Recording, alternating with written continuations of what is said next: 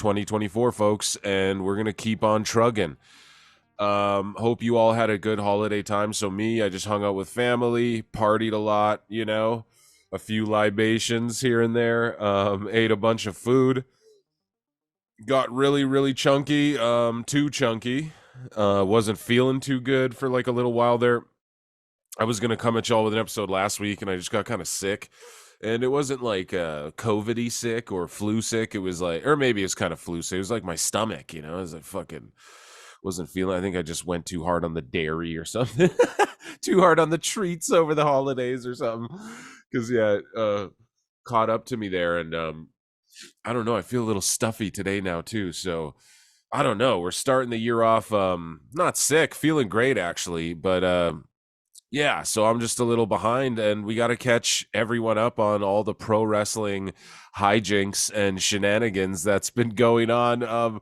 I talked to you guys on Christmas Day, and immediately Christmas Eve, I don't know. Jericho, all this stuff went down with him and Jim Cornette, and then all these allegations are coming out, all this craziness, and then a bunch of wrestling happened. So we're going to talk about everything. I got bookmarks. I got a little notes. AEW Worlds End went down. The New Year's week of WWE went down. So I'm going to touch on rather all of that stuff, as much of it as I absolutely can. And I got a myriad of bookmarks here to get through. So let's just start talking about some motherfucking pro wrestling, and let me just throw some little miscellaneous headlines at you guys and react to what's going on. Speaking of Jim Cornette, I guess was just a moment ago. Brooks Jensen has spoken about so NXT's Brooke Jensen has spoken about Jim Cornette and said how he should be inducted into the WWE Hall of Fame. And he said, quote, "Cornette really helped my dad out and my family out. There's more to it, hopefully. I have a personal relationship with Jim Cornette. I'd love to talk to him. I'd love to have his critiques of my matches. I'd love for him to critique my promos." Brooks Jensen, I should look this up. Who is Brooks Jensen's dad? WWE. Bull Buchanan. So he was like in the Right to Censor, right? He was in he teamed with Big Boss Man. He teamed with John Cena as B Squared. So that's Brooks Jensen's. That's a weird name, Brooks.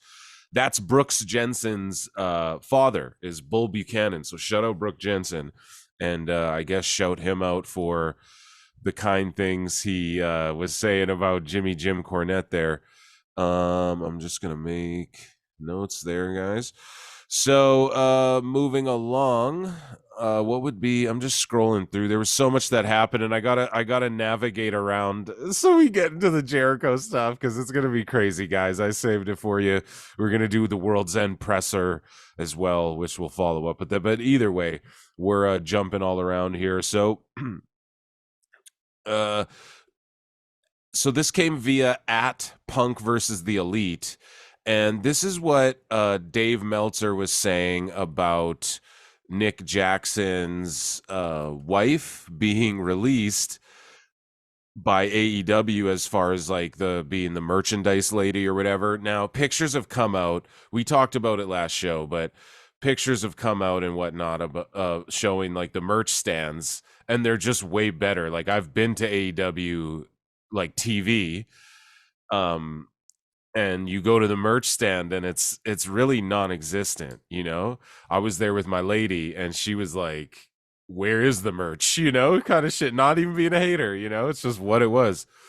And now I don't know, the stands are looking better for sure, but I put a little tweet out there which kind of I don't know, I put a few out there which kind of got people riled up. One of them very much so. I pissed Ross Sapp off again, sorry. But the merch stands are looking better, and I X something out though because the numbers came out, and we've talked about it on the show. CM Punk wasn't even in AEW. He was the #1 merch seller in AEW. Now he's back in WWE, and the number one merch seller for AEW is AEW. And that's how it is when CM Punk isn't there. The number one AEW merch seller is AEW. Like, that's not a good thing, man. That means you don't have a lot of fucking stars. And tying CM Punk into all of this, so Dave Meltzer talked about how this was his response basically to Dana Massey not re-signing. And I don't know, just notice the language when people don't re-sign with AEW. Oh, they agreed to part ways. Like, it's always like WWE released. But now it's like, oh no, these guys just they just mutually parted ways amicably, you know? It's just funny how they report these things. So this is Dave Meltzer's quote right here. And this is via at Punk versus the Elite. So shout out at, we know where this guy stands. But nonetheless, Dave Meltzer says, I quote, and I just fucked with my volume there. Okay, so with Dana, it's a funny thing. If you're in a position where you're a wrestler, you go with the flow. Oh, fuck, man. Dave is a terrible writer. Okay, I'm going to restart this and try and navigate these run-on fucking sentences. So with Dana, it's a funny thing. If you're in a position where you're a wrestler, you go with the flow. You'll work even if you're unfairly maligned. I think that with her, she was someone at one point expected to do this forever. Well, fuck, man. That's, I don't know. I think with everything that happened over the last year with her husband and brother-in-law vilified and never defended and never being allowed to defend themselves in the company, never defending them, it made it really difficult. So hold on there. Hold on there. Dave's playing victim now with the Bucks. So Punk, they're bringing this to Punk. It's somehow Punk's fault that he was the number one merch seller and Dana Massey sucked at selling merch. Like, and I'm not trying to hate, but there's a difference between boxing up merch, band t-shirts and wrestling shirts in the living room and shipping them out and working through Pro Wrestle Tees and doing indie dates and having her lay the display table out than there is doing international fucking, excuse me, dealing with fucking superstars and you're dealing with MJF and Sting merchandise, and you don't have more of a acumen, and like there's no hate. I'm not even hating on her for that. Like, shoot for the fucking moon. Take a job that you might fake it till you make it. What's the old saying, you know? Truly, and that's how it works. Like, so many people lucked their way, not even luck, but like you take a shot at something, you get in a position where good for you that you're in that position, you know? And some people fumble it, and that's okay. You live, you learn. And some people just excel and discover this was for them. Maybe this wasn't for her. I'm not even hating on that, but just to sit there and be like, the Bucks weren't defended. And for her, it's like, oh, they weren't defended. And, oh, I got to pack these Punk t-shirts. You know, I got to keep ordering Punk t-shirts. And it's just, that's how I feel it is. That's some weird victim-y shit. But, and then them being vilified. You mean the guys who came out, hopped in the ring and did a fucking victory lap around the ring? You know, like making fun of Punk in the ring and doing all that, got their reality TV show where they didn't even mention Punk, where these guys just were glorified and talked about how, you mean those guys were vilified, where they had a whole reality show calling them the shit? Like, come on, man, this is crazy. You mean how Punk got booed in every building and the Bucks just didn't get a reaction in any building? Oh, they were vilified. Fucking crazy. So here, anyways, moving along. Getting hydrated, folks. So he says, Dave Meltzer continues along. It made it really difficult. The Bucks re-signed. They didn't go to WWE basically because they got a great offer to stay, and it was the best thing for the family. It was the best thing financially to stay. Well, thanks, Dave, for reiterating that twice. But not only that, they didn't go to WWE because fuck this narrative either. Like, did WWE want them? Oh, they could, but they could if they want. WWE would take them in a minute. Yeah, they would, but like, it's not realistic. The WWE would never take them for the type of money. dates, their schmarmy bullshit. Like they'd never fucking. You guys understand that, right? Like the Bucks would be sent to fucking NXT. Maybe not. Maybe they'd be main rostered, but they'd be doing like I don't know, man. They'd be doing shit they wouldn't. Remember when Austin Aries came in and he just fit right? Because, okay, everything. I know people don't like Austin Aries's real life, whatever. But that aside, right? I'm just talking about the wrestling. He came into WWE and he was fucking great, dude. He's doing little goofy segments with the New Day, but making them work. He's doing the goddamn thing. He integrated himself very well into WWE, right?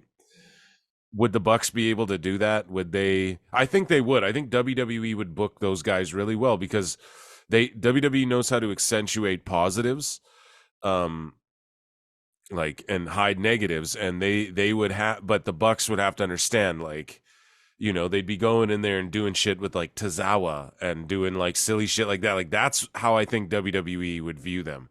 Like they'd probably give them the tag straps eventually, but it's just I just hate this whole like they didn't do that. Like I don't think WWE cares about signing the Bucks. I really don't think. I just don't even think that's even on their radar anymore. Like I think at one point it really was so they could hinder WWE from getting them, but otherwise, yeah. Anyways, so excuse me. But they re-signed. It's best thing financially for them to stay. Yeah, NBA level contracts, we know. So Dave continues. The elite, all agreed to the majority vote. That was one of the things they all agreed to, so they stayed. So the majority vote, the elite all went, well, should we break up or should we stay here? So here's all of you fans who are like, it's literally all elite wrestling. It's literally called that because of them. How can't you say that because they debate leaving, you guys. I've talked about it on the show ad nauseum. Okay. Fucking Jericho would leave in a heartbeat if WWE would give him the money. Moxley was going to leave. Okay, guys? He was going to. Everyone who's like, he carries AEW. Dude, he has Go watch any Dean Ambrose shit in the Shield days and early on when he was first getting his solo runs and how into it he was, dude. He was so fucking into it. Like whether he's mad about the Brock Lesnar match or whatever, he was so much better than he is now. Honest to God. Moxley has maybe fallen off harder than anyone from the beginning of AEW. He's great. And I watched Wrestle Kingdom 18 and we'll talk about that in a bit. Moxley fits into that Japanese vibe so well. It's like where he's allowed to be not allowed to be like in AEW he can do whatever, but he takes that outlandish shit in Japan and I don't know, he's good there. I know people will argue that in the comments and be like, dude, Mox sticks forks in his head in Japan, but you you guys know what I'm saying. But Jericho, Mox, the Bucks, even I guess all of them, so Kenny and Hangman, all of them, they took a vote, right? They all would go to WWE if WWE would kiss their balls.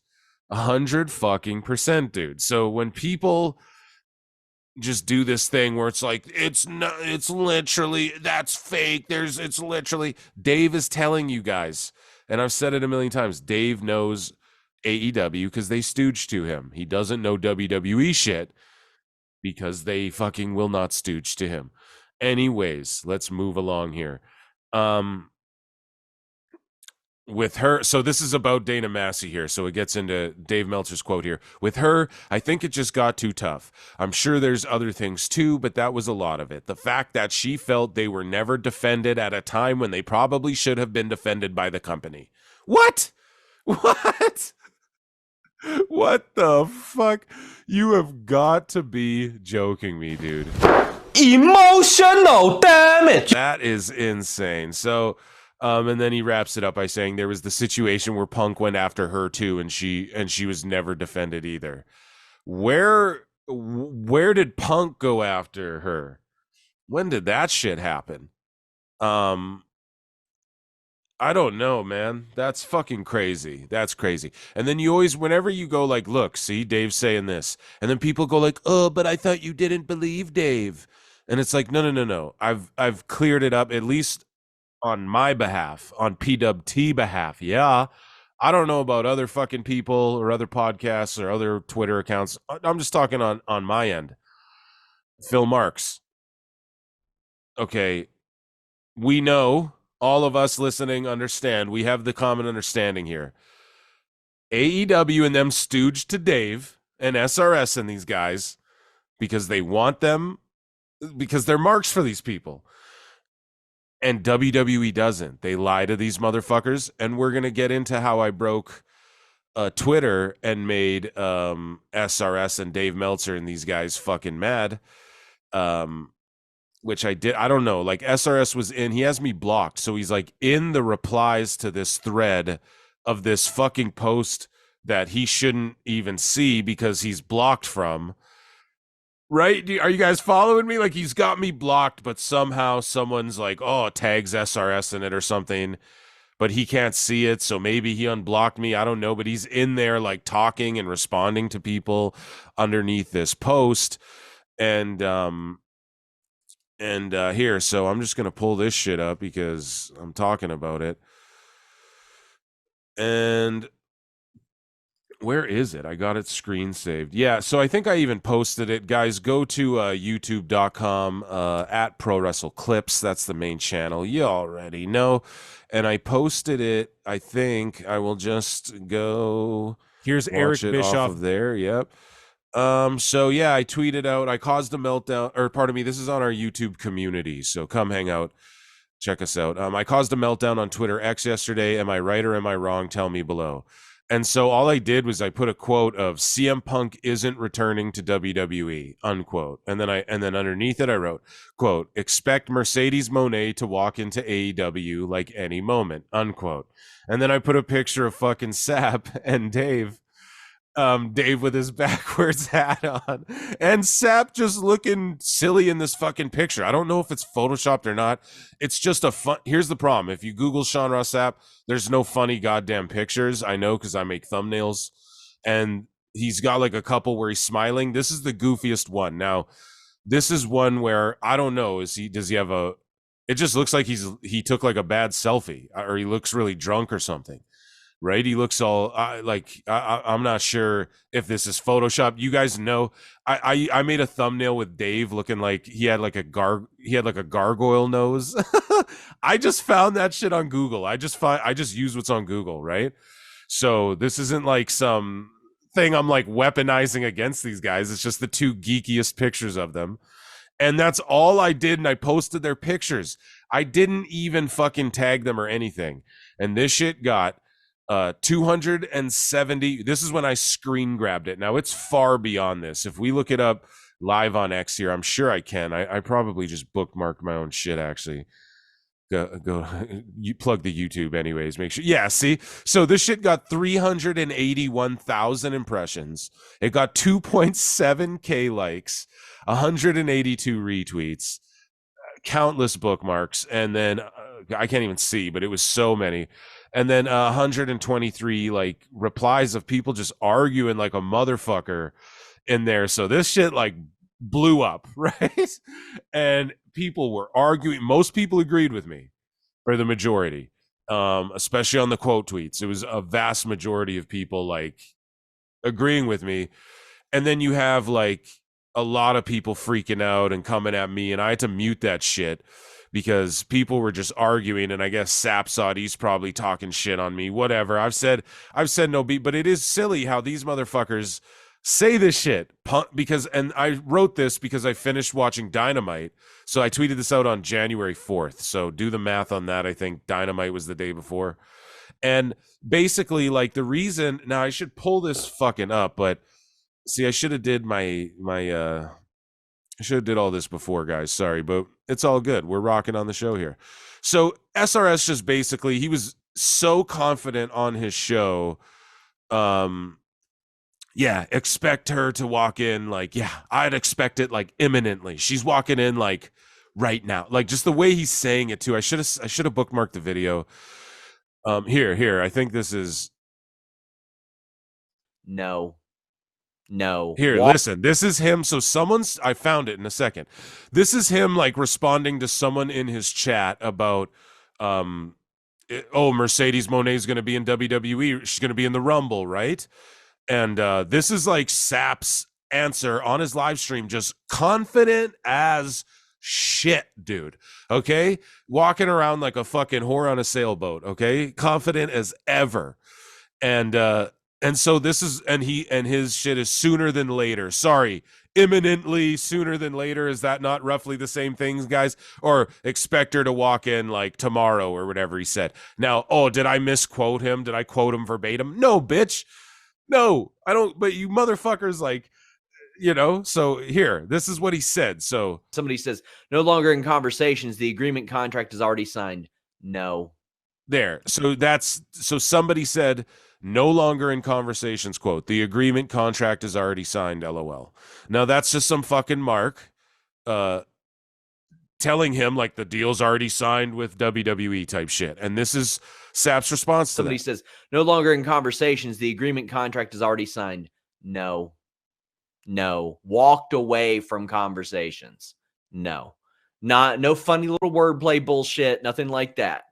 If you're guessing, where do you think Mercedes shows up? Do you think AEW has any debuts on deck? I would expect her to be in AEW. That's what I'm expecting. I think it'll happen sooner than later, and that's what I'm personally expecting. Yeah. So I don't know. Maybe my quote. Did I misquote him, guys? Tell me in the comments. Tell me, what do you guys think? Am I just by quoting and going, she's going to walk in tomorrow? But also, I wasn't just quoting Sapp. I didn't go quote, like, here's what Sapp said, right? And I did quote I quoted CM Punk isn't returning to WWE, but like, that's not a verbatim quote. And all I was doing was basically, now here's the thing about this too. I didn't post this like, Dave and Sean are the ones who specifically were saying this shit. I posted this as like, this is what everyone's saying in the IWC, and you two are the culprits of it, right? But you're fucking wrong. And I was just making the point, like, the same way Punk wasn't apparently returning to WWE, and then boom, he walked right in, is the same way these guys are confidently, the IWC is confidently saying, no, Mercedes just going to show up in AEW. And then she fucking didn't on Dynamite when everyone's like, she's going to do it. Now everyone's saying this week, the rumors are she's going to show up at Daly's place this week. And now it's just like, no. And that's these two guys. So I wasn't even posting these pictures as in like, look, these guys quote verbatim said these things. And it's fucking X. And I don't need to fucking explain this shit. I got so many characters. And then that's what Ross Sapp was doing. That motherfucker's in there talking shit to people about not having a blue check. Okay, people are sending me screens. Yo, this is what fucking Sapp's saying in the replies or whatever. And I was like, I don't even care. But he's like, you can't pay the $8 for a blue check. Like, shaming motherfuckers, A, but B. And then here's my response to that. Sean, not everybody cares. Not everybody's trying to monetize every little fucking click. Like, you fucking weirdos who that's your whole life. You have no other skill but just... Now, I'm not hating if you have a blue check. I might get one. I don't know. I've just never even thought about it. I've never felt the need to need the blue check yet. Me personally, okay? I haven't even clicked on the fucking premium page. I haven't even... excuse me, pardon me. I haven't even like looked at what the fucking difference is between having a check and not. I don't even know. So I haven't even noticed yet, right? Never had a blue check before. Don't care. Like, I don't care. This tweet I got, and this is the thing, I'm not just like, it's not clout farming. It's not me trying to fucking monetize the haters or anything, because I don't got a blue check. This shit got 400,000 fucking impressions almost. Do you know what I mean? Like, I'm not trying to, and I'm not saying like, I'm above anyone. I monetize my YouTube, right? So I'm not saying that. But it's just his attitude of like, like telling people in the replies like, if they'd pay for a blue check and all this shit. No, dude, I'm not interested. Not everyone's you, bro. Like, I'm not clout farming here. I'm just making jokes. I'm just calling you guys fucking clowns because it's funny. Okay? Because You guys talk out of your ass, and then these cultists get crazy, and you have this attitude of like, nah, no, walked away from WWE. Why did WWE tell you that, Sean? Just like WWE told you that CM Punk isn't gonna be there. And this is my problem too, is that they're in the replies and people are going, oh no, they told Sapp that fucking like Triple H corroborated the report. No, they fucking didn't. Okay, what Triple H said was this shit came together very fast. One day, 24 hours before CM Punk returned, Sapp and Meltzer and these fucks were all saying Punk won't be there. He won't be there. They all said it one day before. So Triple H corroborated and CM Punk corroborated that the fucking talks went down a week before, within the week. Billy Body, okay, shout out Billy Body, whether you like him or not. And shout out Sapp and Meltzer too. You guys know I'm not a fucking hater, man. Shout those guys out too. But listen, Billy Body said that they figured this shit out back in fucking October. And now he usually doesn't say this shit unless he's on, dude. Like, that's the thing with Billy Body. He doesn't have news all the time because he doesn't say shit unless he knows it's, for the most part, you know what I mean? He doesn't have news all the time. He'll have 2 stories in like 2 months, but they'll be right stories, you know, that he'll live and die by, and everything else he'll make it clear that he's speculating on. That's why I listen to that dude. Oh, you should fucking subscribe to my Patreon, whatever the fuck he's talking about. You know what I mean? You got to sit through that, but he does have a good source of news, and so Sapp is saying like, well, I was told by one source that Punk was going to be there, and I was told by one source that Punk was not going to be there. So one source wasn't enough for me to go out and say, oh, for sure Punk's not gonna be in fucking WWE, or Punk's gonna be in WWE. Like, what he's saying is, one source told him that Punk was gonna be there. One source told him Punk wasn't gonna be there, so he wasn't gonna talk out of his ass, basically. But he talked out of his ass by saying Punk wouldn't be there.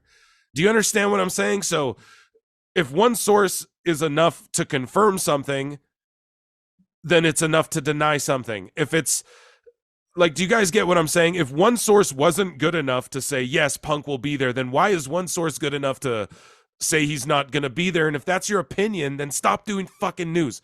This is the problem. And this is the problem people have. And this is why so many people agree with me. Okay, it's that we're news, we report the fact, we have our sources, but here's all of our opinions. But here's Dave's opinion on shit. Do you understand? Here's Sean's opinion. My opinion is Mercedes is just going to walk in AEW right away. And she just walked away from W. Well, what sources told you that? The same source about Punk? Did you have one? You're just assuming? Like, this is the problem, right? And then the problem is the IWC just jumps on this shit, runs with it, just fucking runs with it. And my point is, when it comes to WWE shit, these guys don't know anything. And if anything, what they say, it's the opposite. That's just my point. That's my fucking point. So, I don't know. I don't need to justify this fucking tweet. I don't feel like, goddamn alarm's going off. But yeah, it was just sort of a response to the IWC, and people got crazy. Sapp was up in there as he was, and I wasn't even mean. I felt bad after. I really did, because I'm like, goddamn, you know, it's not like I'm trying to just fucking hate to hate. I'm not just being a hater, you know? That's not what it's about to me, but it's just, I don't know. It's just is what it is. But there's lots of, I don't know, there's lots of replies, man. Like, we could go through this all goddamn day. And just people being like, they were right about Punk until 10 days before. So for nearly 3 months, they were on the ball. And it's like, okay, but the day before Punk came, we all saw it on Twitter, right? Am I just imagining shit? These motherfuckers all said a day before he won't be there. And then he was there. So until 10 days ago, like, this is what I mean. So we just got to, we got to do better, IWC. And we got to understand that AEW stooges to these guys. Meltzer stooged Edge, right? They stooge Cargill leaving.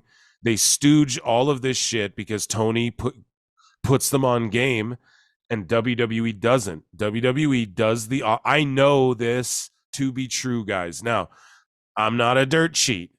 I talk to people too. Okay? You guys know there's a reason that I'm right about this shit. Okay? There's a reason. But I'm not going to go out there and play dirt sheet. Okay? Because I know what that entails. Then I can't be opinions anymore. Do you understand?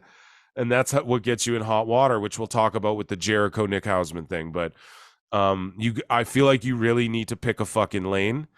And my lane is I'm going to give my opinion and talk shit and have fun. And, that's why PWT is the top pod. So I don't know. I think I spent enough time talking about that. And there's so much to cover in this show. So, oh, yeah. So Billy Body got in here and he's, speaking of him, so at Lock Betting X, he goes, anyone saying they were right at one point are wrong. They lied, and her WWE lied to them and us. The Punk deal was done in early October when I exclusively reported it and doubled down over and over again. No other so-called source had the story. I don't know, Billy. You're typing pretty crazy there. I don't know what you meant there, buddy. Yeah. So I don't know. We'll just give him a dummies. Yeah. Dummy. Yeah. And I don't know, man. They're gonna another Meltzer video, another Meltzer clip from PWT, slash Sean Ross Sapp clip from PWT. What do you know? But for real, it's all love, man. I'm trying to. I felt bad after too. I was like, God damn it! Like I hate feeling like the dude who's just shitting on everyone, like most people, they see they're getting 1 million likes and they're like, oh my God, this is great. And me, I start thinking, I'm like, damn, that probably hurts the dude's feelings, but it was more for poking at the IWC. That's the other thing too. Like, I'm not one of these guys who gets on there. Like, I just called Meltzer a stooge flat out. I call people stooges, but it's absolutely like, I don't know, dude. I like and retweet Fightful shit all the time. Like, I'm not even like a big hater. I'm really not. Even Wrestling Observer, like I'll throw their clips on and listen to Dave. We've done it on the show, so it's not even like I just hate to hate, but I'm the observer. I'm the true observer here. You know what I mean? Because I got I'm not trying to kiss balls to get a fucking job or anything. Impact hire me. TNA hire me. Just kidding. Moving along. What else do we got here? We touched on okay, we got a match for the Rumble. So I don't know, a little bit of news here. Apparently, Cora, Jade, and Bron Breakker broke up, and they're not following each other. So that's unfortunate. Love on the rocks, baby. I hope you guys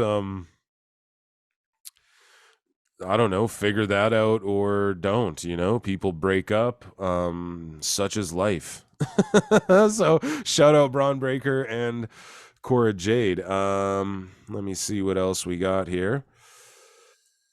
Let me see. Hot news. What else do we got here, guys? I've got a little bit of a wager okay, so we're going to talk about that as well because everybody's debating here, I don't know what. Okay, so Kota Ibushi is reportedly injured during his Pro Wrestle Noah main event, and he fought for 30 minutes with a fucking broken ankle. In Noah here, I'm trying to pull this up. He wrestled for like 30 minutes with a broken ankle. I'm sorry, but this dude, and you see people online going like, oh, fucking Triple H fumbled not signing Ibushi and shit. And it's like, dude, he's falling apart. Like, and I'm an Ibushi fan, dude. Like, I love that motherfucker for a long time. Like, when he was in the Cruiserweight Classic, he wrestled on NXT a few times. I was hoping he would fucking stay with WWE. He's one of those guys that I don't know. He's done phenomenal things in the ring, bro. But he's washed, and I'm not trying to say that, but when you do all the crazy shit, and I have nothing but love and respect for this man, but when you do all this crazy shit and you start falling apart, and Ibushi hurt himself, right? And if I'm this motherfucker, I don't know. He doesn't care to do it, but just sign to AEW and sit around and take a bunch of money and just chill. You got to just chill, bro. I'm not saying hang it up for good, but what are you doing wrestling for 30 minutes on a broken ankle in Pro Wrestle Noah? That's crazy. Shout him out, though. People know their bodies, but these athletes, man, and we see it with Kenny and his diverticulitis, bro. Athletes in MMA and boxing, that's why there's people who throw the fucking towel in for you. That's why you have a coach.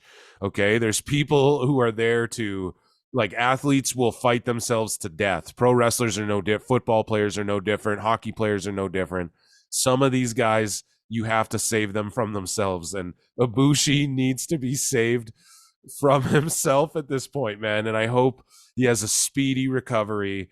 And I don't know, man. Shout out Kota Ibushi, but goddamn, man, get healthy. Like, in other news, Velveteen Dream wants to get back into wrestling, apparently, which is cool, I guess. I'm not even fully aware of all the shit he did, but apparently it involved like grooming minors and shit. So fuck that. I'm not getting behind this train as far as, like, you know what I mean? I'm not Ezra Miller and motherfuckers, you know. I don't know how like, I remember he got arrested for like breaking a car or crashing his car or something. I don't know. So good for him, I guess, that he wants to get back into wrestling, but I don't know if it's a necessary thing. It's not a necessary evil, right? So using Ezra Miller as an example, and I can speak on this a little bit with a little bit insider knowledge on this too.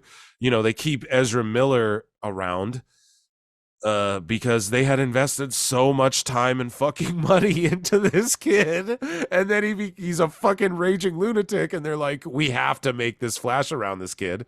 Now, obviously, Hollywood's weird, and there's WWE's not like, the point I'm making is WWE's not like, we have to do something with they washed their hands of Velveteen Dream a long time ago, you know? So, yeah, so I can't speak on what he did, because I'm not even fully aware of what it was he did, but I think it had something to do with grooming minors. And if I'm off base on that, someone tell me, and I apologize for throwing that out there. And let's actually read some responses to his you did a couple episodes on him. Now he apologizing, trying to get the NXT WWE checks again. Wrote you and told you this could have happened years ago. He should have been apologizing. A bit late. We all make mistakes. He seems sincere. I don't know. It seems like people are behind. I don't know. People are laughing at it. Better late than never. But the things he did, yeah. So I think he did to his victims. So the investigations reportedly found no evidence of wrongdoing. Big of him to make an apology. So, okay, so that's what I mean. Like, a lot of people seem to be behind this guy. They hate Marty Scurll still, and apparently didn't he do some weird shit? I don't know. I have no clue. I don't keep up on all that stuff. But here's Velveteen Dream. Professionally and personally, I always preach to those closest to me about the power of accountability and responsibility. So he's apologizing here. He made like a 4-minute, 5-minute video. The last 3 years of my life.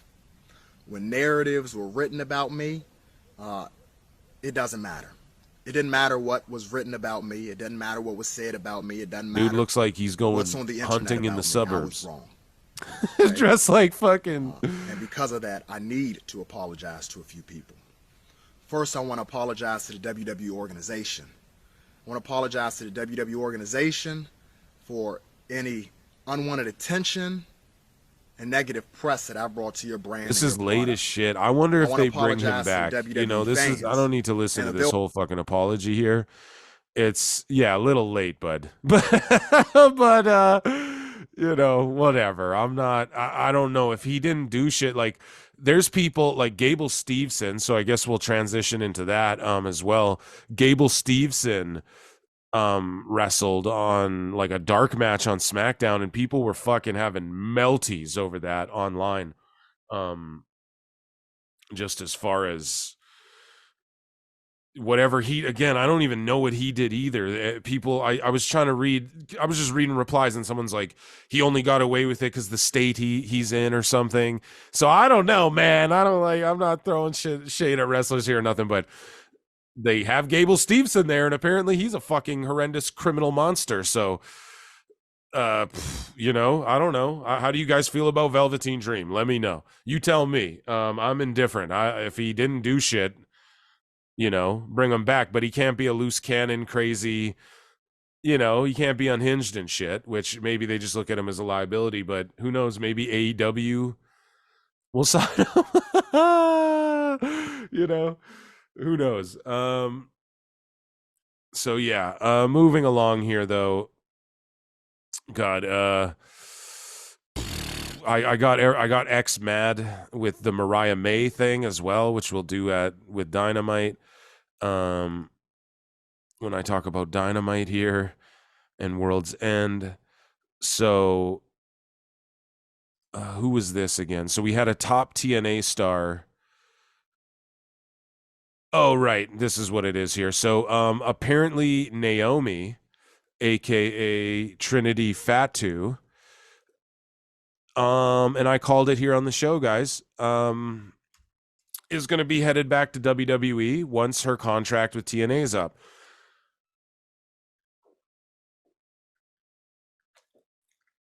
Excuse me. Got to stay hydrated, folks. So Naomi Trinity Fatu is the TNA Knockouts Women's World Champion. Shout out TNA. And they have a working relationship with Endeavor and Endeavor Streaming. Pardon me, I'm stuffy, dude. I'm fucking catching a cold or something. And they are calling their pay-per-views rather PLEs, premium live events. MLW's doing the same thing. MLW and WWE came to some sort of settlement in court over their bullshit. Alex Hammerstone's headed over to TNA, and which is great. Shout him out. Finally, as well.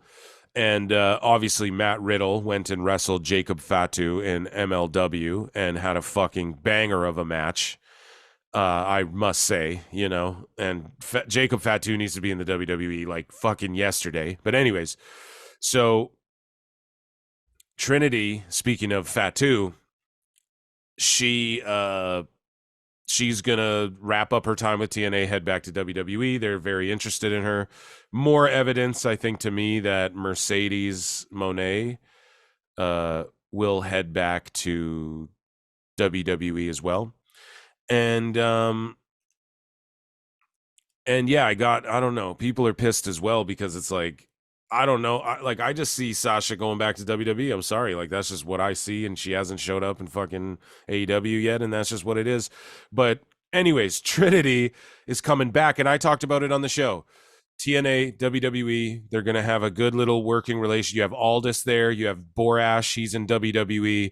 They're fucking super cool with D'Amore and TNA and Anthem and those guys.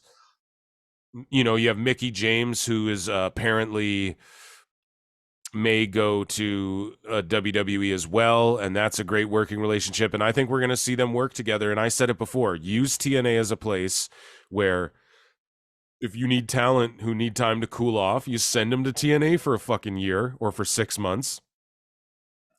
Let them do their thing while TNA is still doing their thing with their partnerships with New Japan and all these other places. And then you bring them back in and you can cool people off, keep them hot, let them go other places, keep their name, keep their gimmick. I talked about it.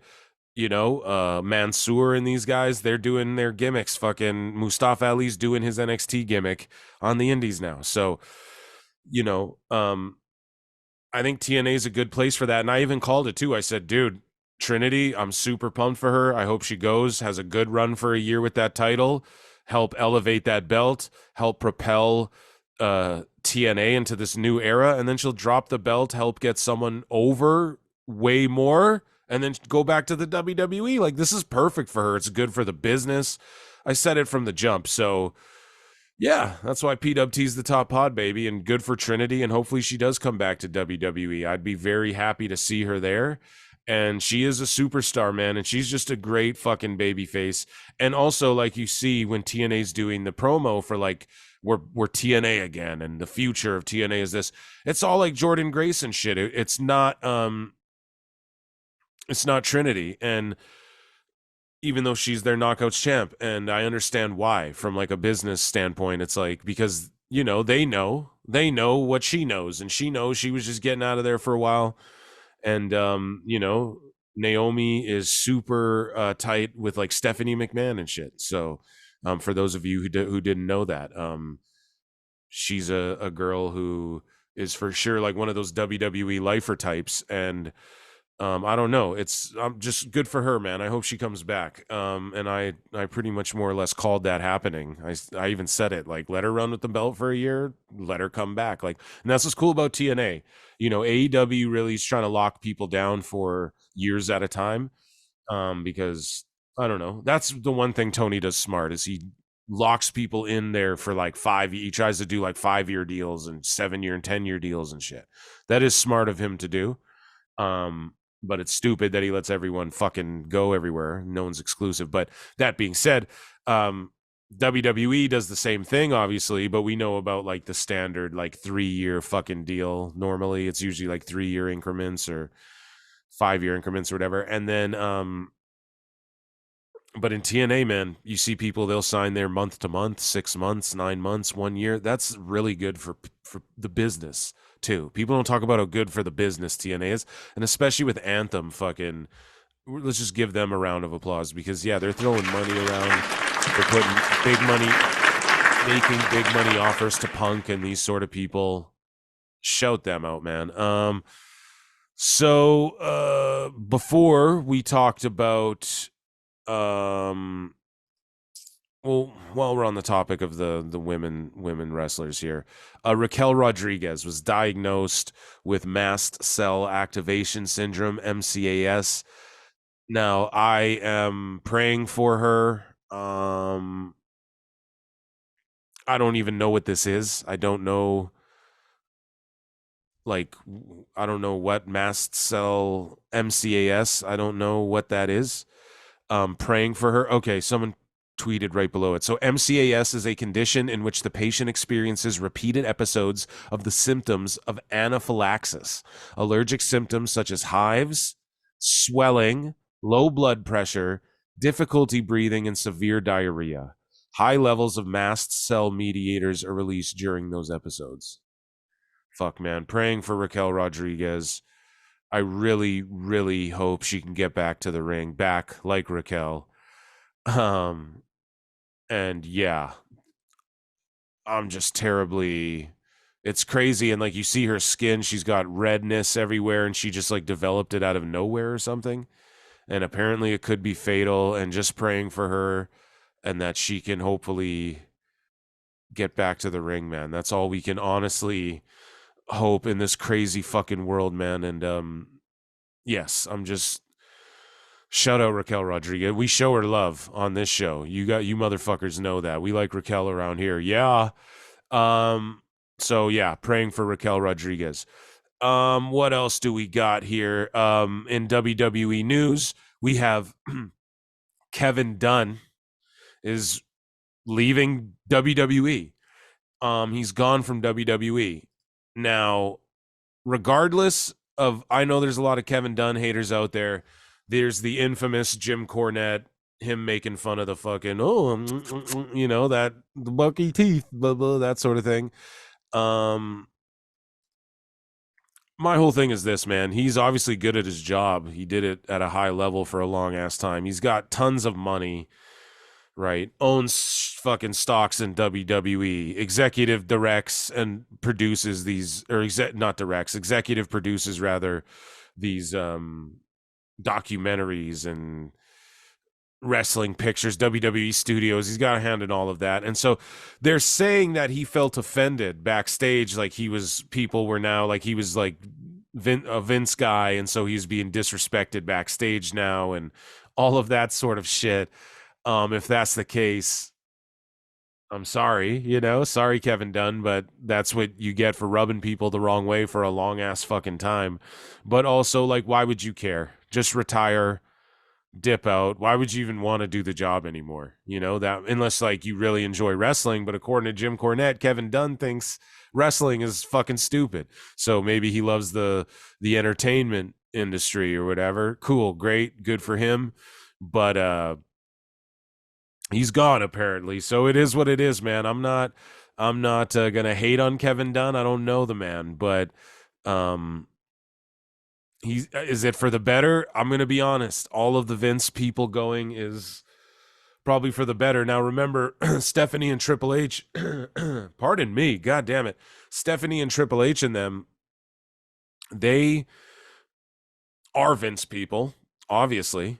Triple H and his regime, okay, Shawn Michaels, like those are Vince people. You know what I mean? But they're people who always went against the grain and Vince would listen to them. So they approach it from the angle of the boys as well. And they're putting out a great product, man, a white hot product. And people saying there's a wrestling boom. There is right now for everyone, excluding, and people are just going to call me a hater, but AEW seems to be not feeling the effects of this wrestling boom, you know, just to be completely honest. And you got people, you know, saying that AEW's putting on these super compelling stories and shit. And, at the end of the year, they tried to be out. And it's like, not even that they're saying they're super compelling. They're just like, they're telling all of these stories. And they're not, man. AEW's not telling fucking stories, dude. Like, I'm sorry, but these aren't stories. We'll talk about it more when I get into the Dynamite. I'm going to review it, I guess. I'll go over it. But yeah, like these aren't stories, man. These are like attempts at stories, but they're very bad, you know? So anyways, though, yeah, and we got Dave Meltzer here replying to fucking tweets that are 2 years old almost and shit. Like, just fucking weirdos, man. Okay, so, while on the topic of WWE stuff here, I know that there's some stuff that I have not. So we're going to get into the Jericho stuff, guys. Don't worry about all that. We are going to. So we're going. Okay. Yeah. Our boy Sooplex triggered everyone in the IWC. We'll play his little rant here. So he basically was talking about how, you know, A26 or A24 pictures, I botch it every time, but you know, they made the Von Erich movie and the Iron Claw, and he's saying there should be a Chris Benoit movie. And that just triggered a bunch of people. Now, I don't know, people fucking melted down. It's A24, guys. Oh shit, and I'm getting a phone call here. And yeah, so it's A24 Pictures did the movie, and so Sooplex, shout out Sooplex at Sooplex, he wants them to do give Benoit a movie like this. I was just getting a phone call, sorry guys. And so it just triggered everyone, and people are like, it's disgusting that you would think that. Why would you think that there should be a fucking Benoit movie and celebrate him and da da da da da da da. Now, my response to all of this, well, let's let Sooplex give his opinion, and then I'll tell you guys my opinion here on all of this. I want to see a Chris Benoit biopic get made. The fact that I made a 9-minute video talking about why I want to see this get made, even though I don't like, support, or want to glorify Chris Benoit. He made a 9-minute video explaining himself, and then he had to make a 2-minute video explaining himself. And it's like, he shouldn't even have to do this. It's like, well, I can give my opinion as we go here. There's 8,000 Jeffrey Dahmer and fucking Ted Bundys, and we know this for a fact. It's a majority women watch these like serial killer docs. Like, look at Netflix. It's always these murder docs and these crazy, heinous fucking, right? Like, I don't know. I don't know how people like there's Ted Bundy movies and you guys are like, oh, Zac Efron, he's so good. Evan Peters is so good in this Dahmer flick.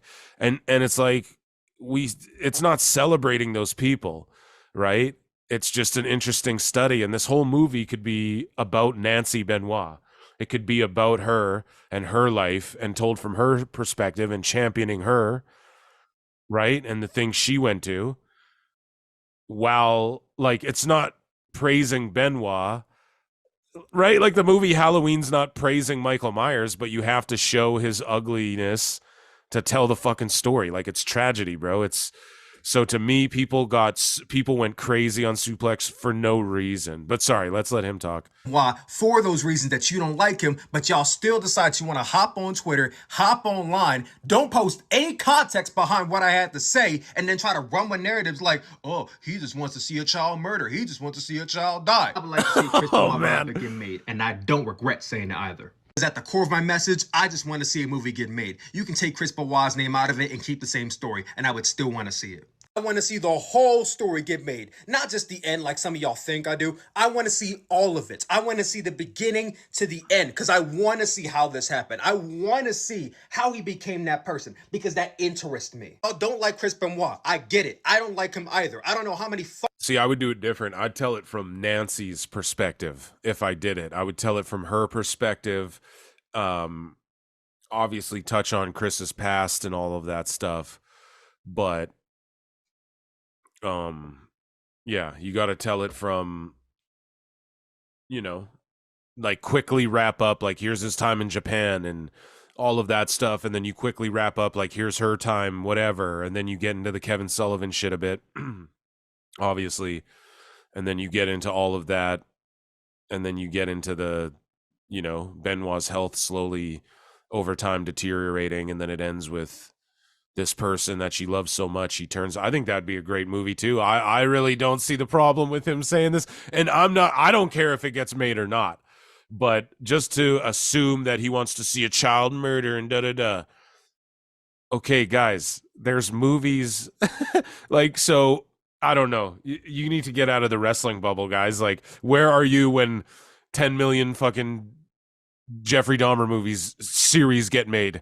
And everyone's fucking jerking off to it, praising it. Where are you guys when the Joker's made? You know what I mean? Like, come on, dude. It's crazy. Fucking times you want me to say this to you? I done said it backwards, forwards, and over again. I don't like him. I don't respect him. Fuck him. Y'all can go ahead and stop lumping me in with the Chris Benoit fans and the Chris Benoit apologists. I am not one of them. I have never been one of them. I have never once in my life. Go search my shit on Twitter. Okay. But just, and like, that's the thing. It's not being a Chris Benoit apologist to be like, yo, he was fucking awesome in the ring. You guys, I'll say it. He was my favorite fucking wrestler, dude. Him and Eddie Guerrero were like my two favorite fucking wrestlers. That era right before they died. When they both died, they were my two favorite wrestlers. Do you understand? Or past, however you want, right? So it's like, even that too, that's not me being a Benoit apologist. I can look at his wrestling and go, he was the best, what a run, some of the best memories, oh my God. And looking at his on-screen character, it's not, you don't have to go back and be like, I don't fuck him, I never supported it. But like, yeah, fuck him for what he did, right? Obviously.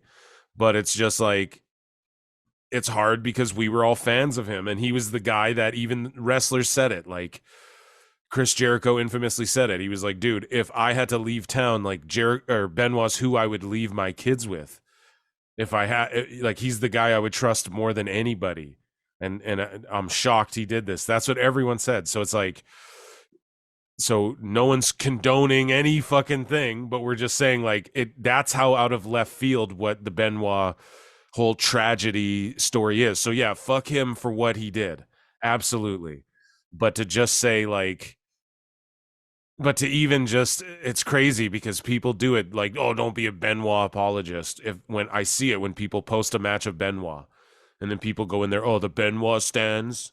And it's like, no, dude, like what he did in the ring is what he did in the fucking ring, bro. Like that was not, not like, I don't know. It's just crazy. People can't separate the two and they just jumped all over Sooplex. Shout out Sooplex, man. He's keeping it a bean. And I don't know.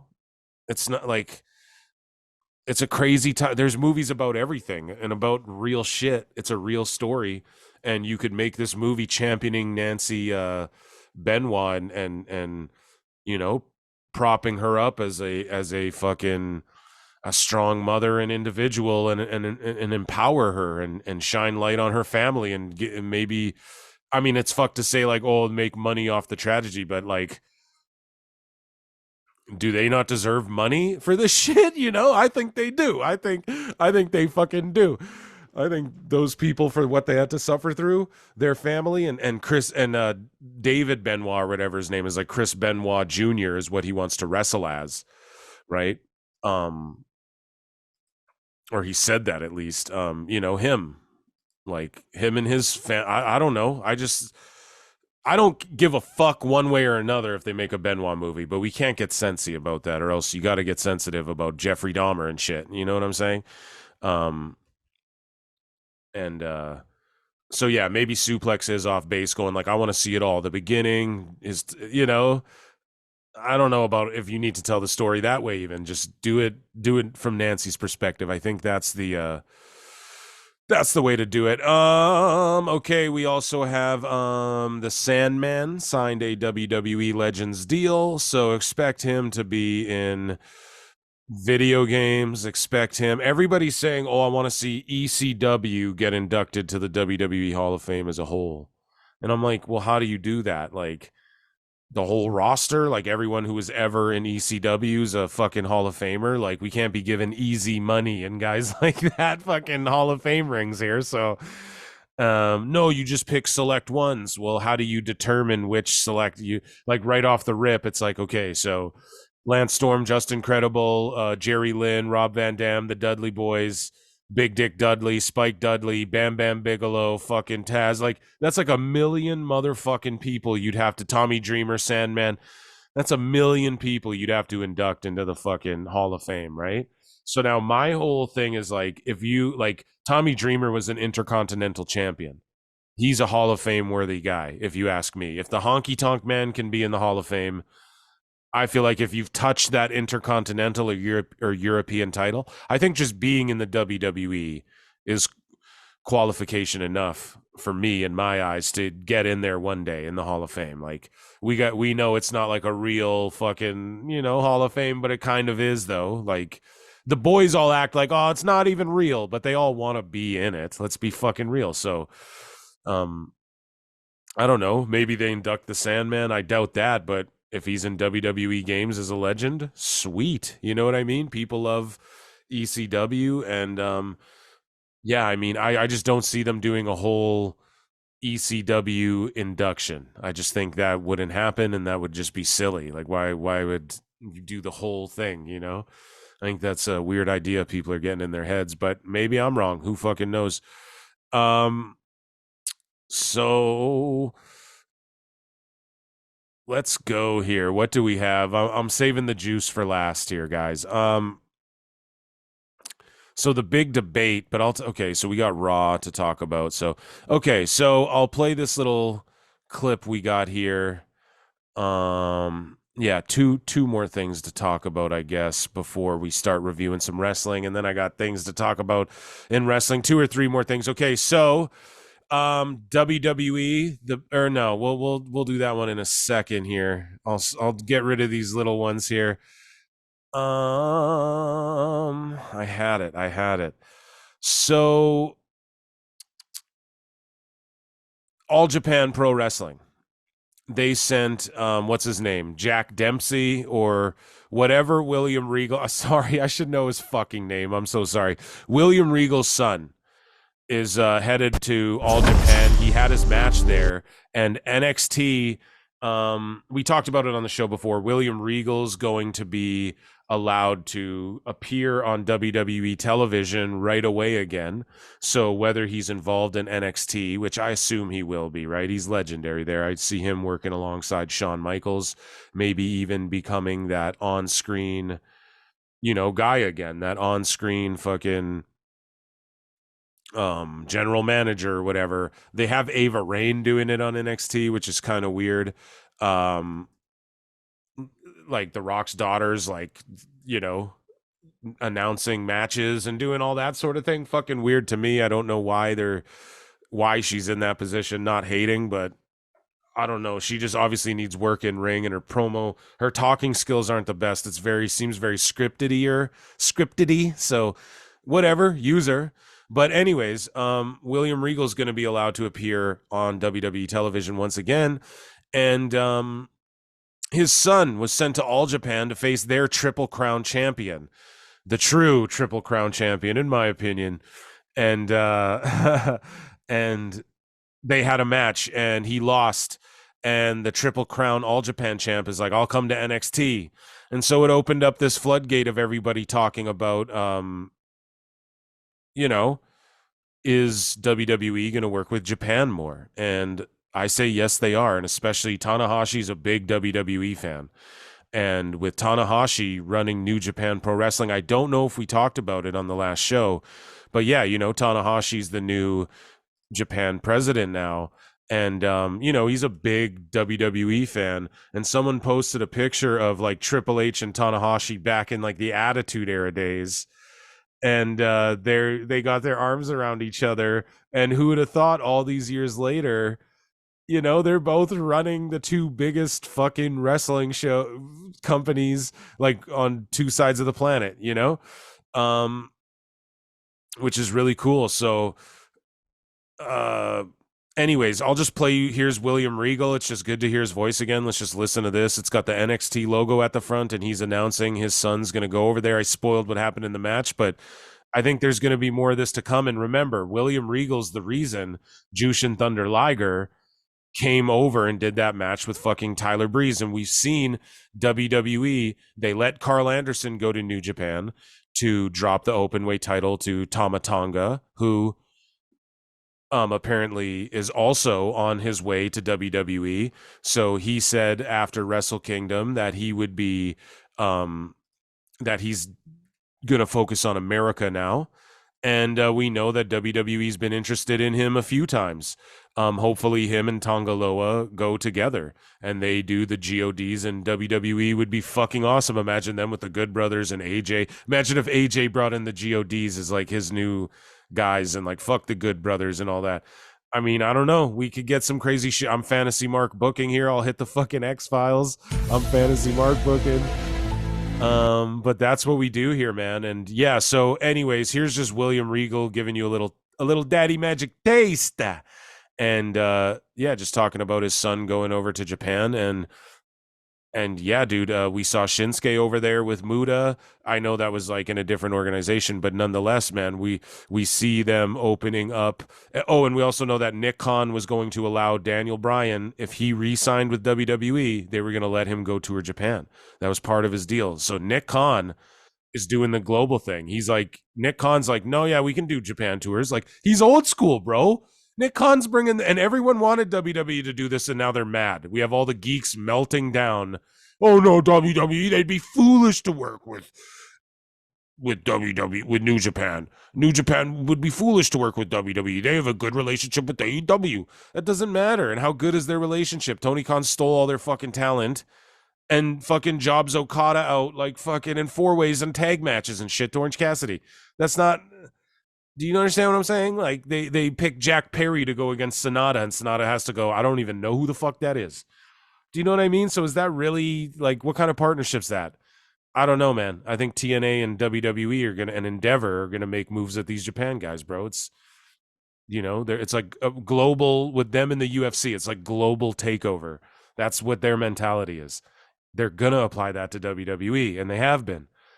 Anyways. Here's Regal. Hello to all the fans of All Japan Pro Wrestling. I'm Lord Steven Regal, sometimes known as William Regal, who works for the WWE and NXT. I had a wonderful time in the 90s wrestling in Japan. I wrestled some of the greatest wrestlers of all time, including Mr. Fujinami and Mr. Antonio Inoki.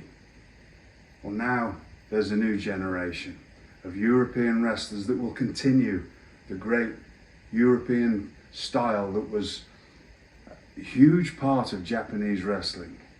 My trainer, Marty Jones, was trained by the legendary Billy Robinson. My mentors, Johnny Saint, also trained by Billy Robinson. My other mentor, Pete Roberts, a regular for All Japan Pro Wrestling. And now I'm sending to you what I consider the best I called him Jack up-and-coming Dempsey. That's the boxer, I think. wrestler of the old traditional European and Lancashire style to All Japan Pro Wrestling, and that is Charlie Dempsey. Charlie This Dempsey. is the first time that I'm telling people in public, Charlie Dempsey is my son. Charlie has been traveling the world for the last 7 years, honing his craft.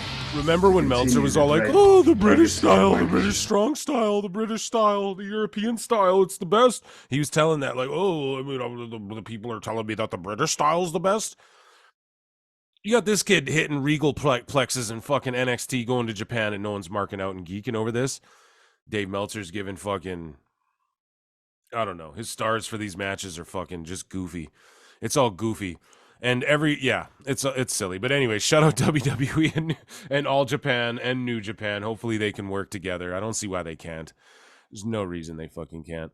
But yeah, I guess to transition off of that, people are melting down about Dave Stars and the Wrestle purists and PW Chronicles, and they had their Booker of the Year results and all of these things come out yesterday, their awards and stuff, and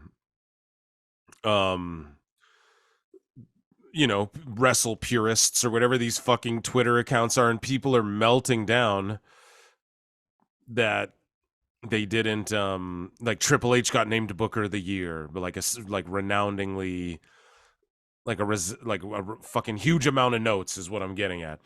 Notes. Sorry, I'm writing notes. Sorry, guys, we're having a rough morning here. And but yeah, so people are just melting, like, oh, how fucking Tony Khan's Booker of the Year.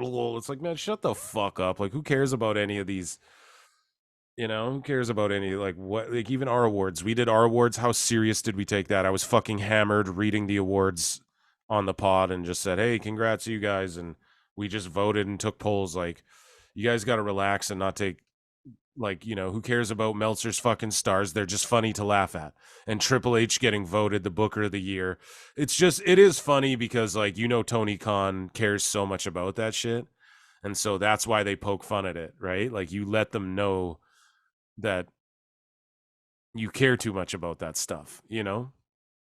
So, I don't know. They're all fucking melting down, and Tony Khan, obviously the Wrestling Observer will give him his Booker of the Year again, but these other places don't, so they're not, and I don't know. We got fans having melties and whatnot. I know you guys are waiting for the juice, and we're gonna get into the juice. So there's a couple more things I wanted to talk about. So WWE, sorry, scrolling through. Okay, so Rebby Hardy and Matt Hardy. We talked about Cora, Jade, and Bron Breakker earlier. You know, people's marital affairs are their marital affairs. Their family affairs are their family. I think it's gross diving into people's family life and home life and stuff. I just think it just does not interest me. You know, I got to be honest. There's things that don't interest me. Simpsons wrestling memes being one of them. Dummy, yeah. Just being honest, guys. Just being honest. You know, there's just certain things that do not interest me whatsoever. And Simpsons wrestling memes. Sorry, I know people are gonna turn on me for that. They're like, what the hell, Phil? You turning fucking heel? No, I don't know why. I don't find them funny. I never do. But yeah, you know, the family stuff, it's like just, I don't know. I don't know these people. He seems like a great father. That's what matters to me, right? So, and I don't know. People are calling Rebby crazy. I mean, I'm not going to call anyone crazy, but, you know, it's dismissive. But, guys, we've all seen how she gets down on the socials. And, yeah, that's what's been happening. So, Rebby Hardy tweeted out some things like on her TikTok, it's like hashtag, like it's them at New Year's, and she's put like a goof face over Matt Hardy's face, and it's her and the kids and Matt Hardy, and it's like, yeah, New Year's, then it's like hashtag trauma, drama, like hashtag cheater or whatever, right? Like maybe I'm getting the hashtags wrong, but it's like hashtag heartbroken, like this sort of shit. And then she posted this one of a picture of Matt clapping, and he looks like he's maybe just drunk or having a good time, one or the other. And the caption on it is, trying to talk to my husband, but his brain is fried from CTE. I don't mean to laugh. It is not funny, but like, what the fuck? Like it's, I don't know, dude. It's just super crazy that she would do that. That's your goddamn wife, and that's sort of, and people might go, she's joking, but she's not, because you see here, I want to pull up more of these. I mean, Rebby Hardy teases opening an OnlyFans page after rumored Matt Hardy separation. Oh God, Rebby. There's already pictures of her titties out there everywhere, dude. You don't need to be doing this. You're a mother, and I'm not trying to shame any women who do that, but like, it's just, you can't be. There's no need. You live in a fucking literal castle on a farm, okay? You don't need to be doing that. So, apparently, though, I don't know, her husband's not making her feel loved, I guess. That's what, right? She's not getting the love, so she needs the attention from elsewhere. But yeah, somebody, like commented under it, like, oh, so sorry that you're going through this. People go through this, da-da-da. And then she like hearted it and stuff like that. So it's really like, I don't think people are off base assuming that, they're trying to break up and shit, but people are going after Rebby, but she's just like, look, like, I don't know, like, look at her tweets in the past talking about, Matt Hardy's head falling off the fucking crane. Like, she's worried about her goddamn husband. She feels like no one at AEW took care of her or took care of him and stuff like that. So maybe she's mad and is like, dude, like, you don't need to be going there. Hang out with the family or something. Who knows what their problems are? I don't need to speculate into all of that. But I don't know. Like, she's tweeting like her like a calendar with things on it, all cryptically. Matt Hardy's addressing the fucking CTE accusations here. Where are they? I'm not seeing them anywhere. It's just all the fucking clickbait headlines trying to get their clicks out of it. But I don't know if they're pulling videos down. But yeah, so here's one. It's like New Year's motto every year. There's a rolling eye emoji over Matt Hardy's face, and it's right. And then the next video is like hashtag broken heart and all this shit, and I don't fucking know. It is what it is. Matt Hardy's talking about him having CTE, and apparently he doesn't think he does. I don't know. Maybe he does, maybe he doesn't. That's I wouldn't be shocked if a lot of wrestlers had it, and he's defending Jeff as well. They're talking about, like Jeff Hardy slips off the fucking top rope, and you know what I mean? That's not like, he's kind of washed too, and you guys are washed, and Matt's in here defending people going, correct, Jeff slipped. It happens all the time in wrestling. Jeff sometimes slips in the 90s, 2000s, the 10s. He'll slip in the 20s. The people on social media that are trying to create the narrative that Jeff's not good or whatever the fuck are pathetic and merely haters. They're merely haters.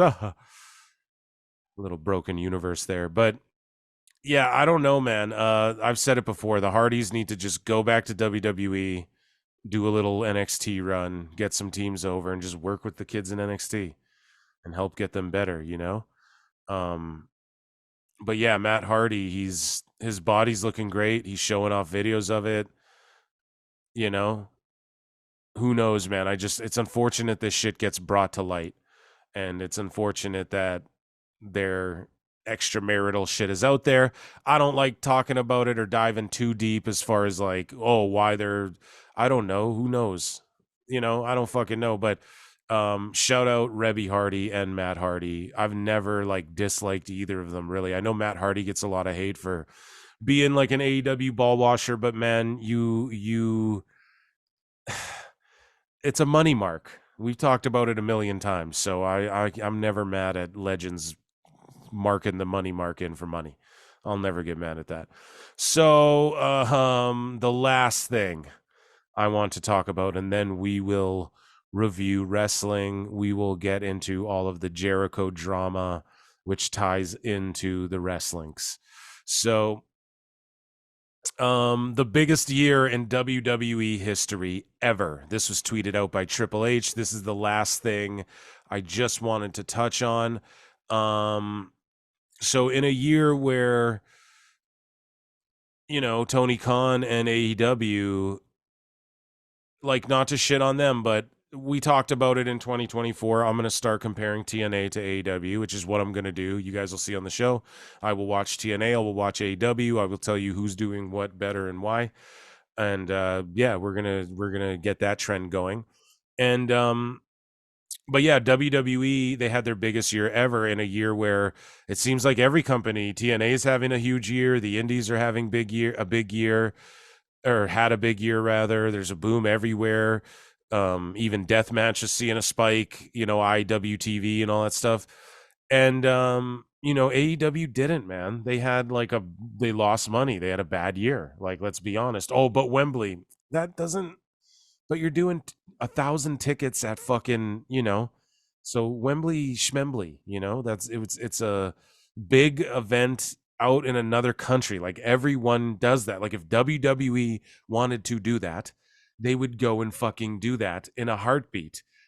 It just logistically, from like a time standpoint, and we're going to get into that later because everybody's crying about Roman Reigns versus The Rock and where it should take place. And maybe I'll just talk about that now, but it sort of ties into, you know, the reviews of wrestling, but I'll just talk about it now. So review of SmackDown rather, but so sorry, I'm getting phone calls and alarms going off today. Anyways, the biggest year, so Triple H tweeted this out at Triple H, shout out Triple H, the biggest year in WWE history ever. This is just a glimpse of everything that WWE staff, crew, and talent accomplished in 2023, and none of it is possible without the WWE universe. Here's to WWE, here's to 2023, here we go 2024, and it's a picture of Roman Reigns, rightfully so, with his gold belt, rightfully fucking so, and they had the highest social media views ever in WWE history, highest merchandise revenue ever in WWE history, highest sponsorship revenue ever, highest premium live event viewership ever, and the highest grossing ticket sales ever in motherfucking WWE. So there you go, man. There's not much to argue as far as, and people do this dumb argument. Oh, so Taylor Swift's the best? Yes, just because your fucking friend down the street can hit better octaves than Taylor Swift. Now, technically, does that make her a better singer? Sure. But the singing, the dancing, the work ethic, the aura, just the vibe that, oh, this is a person people want to relate to. And, you know, all of those other things that go into it make her the best. Is McDonald's the best cheeseburger ever? No, I personally can make you a better cheeseburger. But is it a very delicious cheeseburger that the general population can all agree it's pretty fucking good cheeseburger and fries, son? And we all eat it, and and it's affordable, and it's easy to fucking take in, and it's convenient. Yes, it's all of those things. So it is the best. Coca-Cola is the fucking best. Why? Because way more people enjoy Coca-Cola than RC fucking Cola. Just because you and your 4 buddies are like RC Cola better doesn't mean it's better than Coca fucking Cola, guys. All right? It's fucking crazy that we even have to talk about this. Right? Okay? I enjoyed the shit out of Wrestle Kingdom. They're awesome. They had some matches that you could say better than any match, almost every match in WWE in 2023. Guess what? They're not better than WWE. Nobody is. Why? Okay, WWE's wrestling is the best. It's more sports based.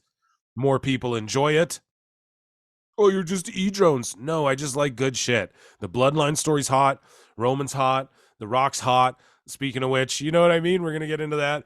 You got they're just on fucking fire. You got 10, this is like when I was a kid, and you got 30 fucking baby faces, a bunch of white hot heels. You can't, they're doing their biggest numbers. They're expanding internationally. They're bringing pay-per-views all over. You can't fucking, it's just like you're just being a hater to hate on WWE at this point now. That's what it is. And people will say that, oh, you're just hating to hate on AEW. No, I just want it to be better. I want it to be great. I want it to be good, right? If they were doing this too, I'd be putting it over and going, holy shit, look out, WWE. I'd be doing that and saying it, but I can't say that, you know? So that's why it's just after this. That's why I prefaced it how I prefaced it, because after this little stats I just read to you guys, it's game over. That's it. WWE won this fucking battle once again, at least for now. Who knows? Maybe in the next 5 years, AEW will turn the ship around. Who fucking knows? But I talked a little bit about, Roman Reigns and The Rock. So I guess we will review WWE shit. So let's do that. Let's review. So this is how I'm going to do it, guys. I'm going to review WWE and everything going on in WWE, right? And then I'm going to review AEW and talk about all of the Jericho shit. And I'll talk about the Jericho shit sort of with the media scrum sort of thing. I don't know how I'm going to do it, but I'm going to figure out how to, segue sensei. And yeah, I'll figure out how to do that as we go along here. So let's move along and just talk about, WWE Raw and SmackDown and their New Year's week, if you will, right? I'm not even sure how to fucking word it, because they had like a, pardon me, a New Year's week, right? They had like New Year's Revolution was SmackDown, WWE Day 1 was Raw, and then New Year's Evil was the NXT show. So they should do that every year, like a themed week of just televised themed show. You know what I mean? I like how they did that. So basically, I don't know, I'll click on Bleacher Report here. So so we'll talk about Raw Day 1, okay? So Becky Lynch took on Nia Jax, and they had a fucking banger of a fucking match, dude. It was awesome. Which a lot of people, you don't expect that out of Nia Jax, but it was a tremendous fucking match. And Nia Jax got the win, beat Becky. People were like, oh shit. Kofi Kingston and Jey Uso teamed up. They took on Ludwig Kaiser and Giovanni Vinci. And I wanted to talk about this too. Giovanni Vinci got fucking injured from a brutal botch drop kick. Now they did this move where Vinci like sprung up to the second rope, and then he did like a 180 degree turnaround, like a 1-2-3 kid crossbody type shit. And Kofi Kingston caught him with a drop kick, and he hit him hard. And then Giovanni Vinci's head bounced off the fucking canvas, and dude was knocked out. He was injured pretty badly. He was all good though afterward. He tweeted out like, yo, I'm all good. Thanks for the love and shit. But that was a bad one. And yeah, dude, he is luckily okay, but they stopped the match. The ref jumped in, stopped it. Good on him. In AEW, they just leave motherfuckers laying around knocked out there 100%. We got the Awesome Truth. They took on the Judgment Day, and I don't know, it was cool to see them team up again. R-Truth's doing comedy spots. It's fucking hilarious. Shout out R-Truth. It's good to have him back. It was a good match. And they beat McDonough and Dominic Mysterio, which was crazy. And then we had Ivy Nile versus Rhea Ripley in a squash title match. It was a good match. Ivy Nile was kind of botching around. I don't know. It was her first big match on the WWE stage, so shout her out. I'm not going to shit on her for that. So we'll save this for the end, but a former champion gets announced for Raw. We'll save that for the end. So Shayna Baszler and Zoe Stark took on Natalya and Tegan Nox, whatever. Zoe Stark and Baszler get the win. And it just, who cares? Their tag division is, they have the girls that they need on top, and that's it. Then we had Rollins versus McIntyre in a world heavyweight title match, and fuck, man, this was a fucking banger of a match, dude. They went at it hard, dude. Stiff shots, chops, fucking great work, great false finishes, to where I thought this, like, I almost thought that Drew, I tweeted it out and I was like, Drew is gonna beat Rollins right here for the belt. Like, I was convinced of it. I was like, holy shit, it's gonna happen. But you know, Priest came out to cash in. He fails because McIntyre hit him with a Claymore before he had a chance. And then Rollins gets hit with a Claymore. Rollins got his foot on the bottom rope in like such a weird way where he, like, I don't know, he was all rolled up and he like reached behind his head with his leg to hit the rope. And it was crazy, bro. And I don't know. He tried to, McIntyre wanted to put Seth through a table. There's shenanigans is all happening, whatever, but Rollins hits the stomp, gets the win. People are like, damn, what's going to happen with McIntyre? He's leaving. He should go to AEW. And it's like, no, dude, this, you guys all want the Scottish psychopath, right? Okay, well, this is his descent into madness. This is what he's got to do to be the Scottish psychopath. You know what I mean? Like, it's coming. You got to give it time, man. Like, there's certain guys who are going to get that. I feel like Drew's going to be the guy to get that world title off of Rollins eventually. Or maybe Punk, or maybe he'll be the guy to get it off Punk. Who knows? Like a McIntyre Punk feud would be great too. But either way, this was a fucking banger of a match, man. Now rewinding a little bit. So The Rock, this whole segment here is, fuck, you know what? I should pull this up. Editing Phil. No, I won't even edit, dude. I'm just gonna leave it. You guys are just gonna chill with me as I search this up here. I should have fucking, or I think it's probably on their YouTube. I think they posted the whole fucking segment on WWE's YouTube. I was trying to find it on X. But let's see. Yeah, it's not on X here, so we will look on YouTube. WWE, I'm sure they just posted the whole fucking segment. Why wouldn't they? Oh wow, The Rock's electrifying Raw moments playlist. I'm gonna have to watch that eventually here. Sorry, just scrolling through WWE. And guys, check us out on YouTube at Pro Wrestle Clips and at Pro Wrestle Times. And check us out on Patreon, patreon.com/Pro Wrestle Times. And yeah, show some support, join up that way.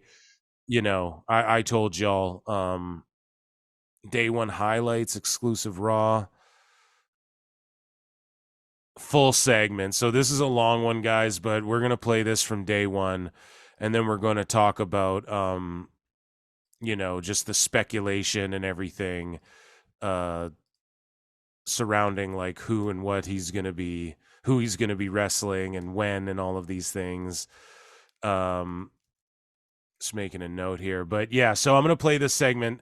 This is a long ass segment, but let's fucking do it. I got nothing better to do. Hey, just make sure you check us out at YouTube and stuff, and on X and everything at Pro Wrestle Times. But anyway, so Triple H says, I have a former WWE champion coming tonight, and everybody on Raw.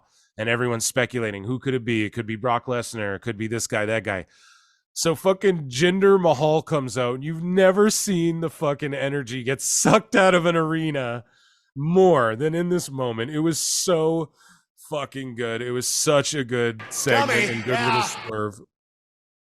And a lot of people are like, oh, this is fucking patriotic. Fucking Rock is stupid and blah, blah, blah, all that stuff.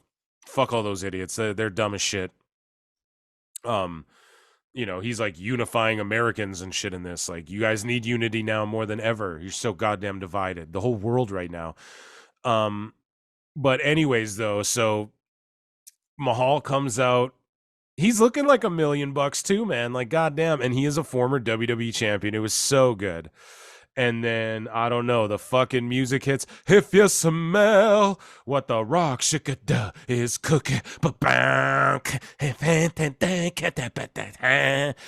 the Rock says. The Rock, sorry guys. But yeah, dude, and the place fucking explodes. And you can see the goosebumps on the Rock's arms. I've watched this 1 million times. I get fucking goosebumps. And yeah, this is on January 1st. What a way to kick off 2024 WWE. So let's play this. Please welcome the return of a former WWE champion. And they swerved this so good. A fucking incredible swerve. They're all on their feet. Cameras in hand. And then they're just boom. Here, I'll skip ahead. I don't want the music fucking. The look of. So Jinder Mahal gets in the ring. You have the audacity to be disappointed? Disappointed at the return of the modern day Maharaja? And just that anti-pop he got. Oh, dude, I was laughing so hard, but I knew. I'm a pass. And I knew they had something big up their fucking sleeve. When he came out, started talking this shit, I knew it.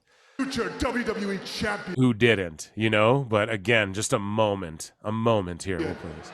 So here, he just talks shit. Thousands of superstars have competed in this ring. 50 WWE champions. And my name is at the top of that list. What? The only thing disappointing. What? Is what has become of the once great nation of the United States of America. Boo. Disgusting.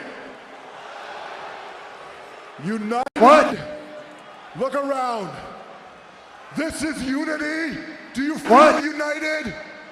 Do you feel united? What? You people have never been this divided. Your politics, your news, your social media, it's all the same. It's true. Ignorance, misinformation. Yep. All true, though.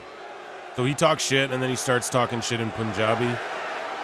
He starts doing the anthem in Punjabi. Even for you, San Diego, congratulations. It's a long-ass video. They booed the anthem in Punjabi. You boo me because I look different, because I speak different. And unlike the Iron Sheik or other WW superstars that have exposed America, I am different. I speak with intelligence, I speak with class, and I speak the truth. So once again, I will speak in Punjabi, but Uber this Mark time, Pops right here. not about the national anthem. I will tell you what the entire world is thinking about you. Uber Pops right here, dude. ਇੱਕ ਸਮਾਂ ਸੀ ਜਦੋਂ ਪੂਰੀ ਦੁਨੀਆ ਮੰਨਦੀ ਸੀ America ਦੇ ਤਾਕਤ ਨੂੰ ਪਰ ਉਹ ਸਮਾਂ ਲੰਘ ਗਿਆ Bro. And you can see, I rewind it and watch different sections of people, and you see people falling over, babies are going in the air. Listen to Michael Cole. Yeah, I'm going to rewind it a bit, guys. Listen to Michael Cole. Listen to the pop, and then when he comes out again, he gets another pop.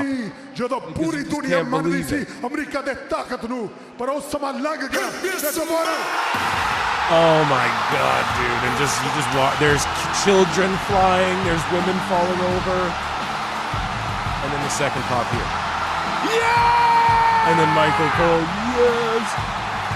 And you see Samantha Irvin, the ring announcer, and The Rock shaking his, you can tell, dude. So in my younger years, we'll say, you know, I would do some live performing type shit, not to shoot on the shoot work, but that feeling, bro, if you could now obviously I've never been in front of there's 20,000 people in this building. I've never experienced that, but goddamn, you can just see he's shaking his arms, like his arms are probably tingling, dude. Because that fucking feeling, let's listen to that pop one more time. Sorry, then I'll play it out, guys. But this is what we came here for. One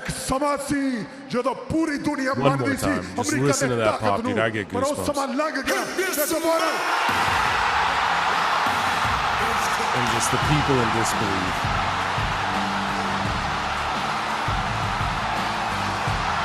Yeah! Oh, yeah. Oh, yeah. And Samantha Irving got shit online for her pop. For her, like, she popped and was shocked, and they're like, it's so fake. It's like, no, dude. A fan of wrestling. That's why she's good at her job, you fucking passionless fucks. But The Rock, man, I don't want to get flagged for this music. I'm going to try and talk over it as much as I can. Maybe I'll just turn it down a bit, too. But, yeah, dude, the people are going nuts. And he's just looking at them. He's like, goddamn, you can see the goosebumps on his arms. He shows it to the camera. You can't make that shit up, dude. Goes to the other side of the building I'm so sorry. Easy insert AEW joke right here. Don't want to get flagged for this music, guys, so I got to turn down, but just the people are fucking going nuts. He goes and pounds this little kid's fist that made that kid's entire life. 100%. Pure electricity! Pure electricity. And there's just no one's as over as fucking Rock. And people have the audacity to try and be mad about this shit. Oh, fucking Cody's just getting shit on. I promise you Cody Rhodes is happy that The Rock is here. Listen to that pop when he puts the fist up. My word. Just a goaty, goat. There is no one on the planet Michael Cole. like The Rock! Michael Cole's goated too. Fuck what anybody says, man. Michael Cole's the goat. Him and JR. Crowd going nuts here. He hits the rope again. I'll skip ahead a bit. I just don't want to get flagged or anything for this.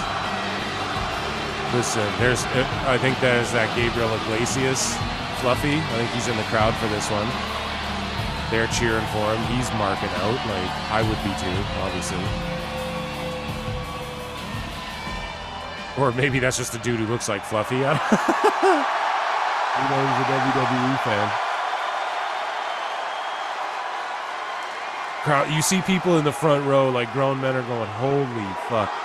Now, The Rock on these promos, is he needs to get in there. I was looking for, he starts talking about Punjabi, and I was like, you need a Punani. He would always make Punani jokes and Poontang Pie and stuff, so I was waiting for one of those, but nah, he shaking off the rust a bit, you know? Oh, you are in trouble tonight! Cook 'em, Rock. But before that, let The Rock make something perfectly clear to you. You're right about one thing, is you are not the Iron Sheik. No. Rest in peace, Sheiky, because The Rock knows the Iron Sheik. The Rock loved the Iron Sheik. Yeah. We all loved the Iron Sheik. And if the Iron Sheik were here right now, this is what he would say. Oh, Rock Bubba, who is this no good, dirty son of a bitch, jabroni bastard? Yeah.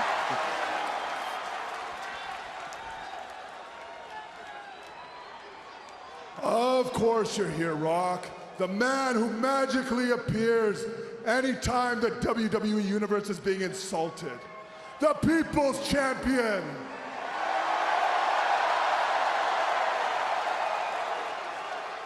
The champion to all you jingoistic people.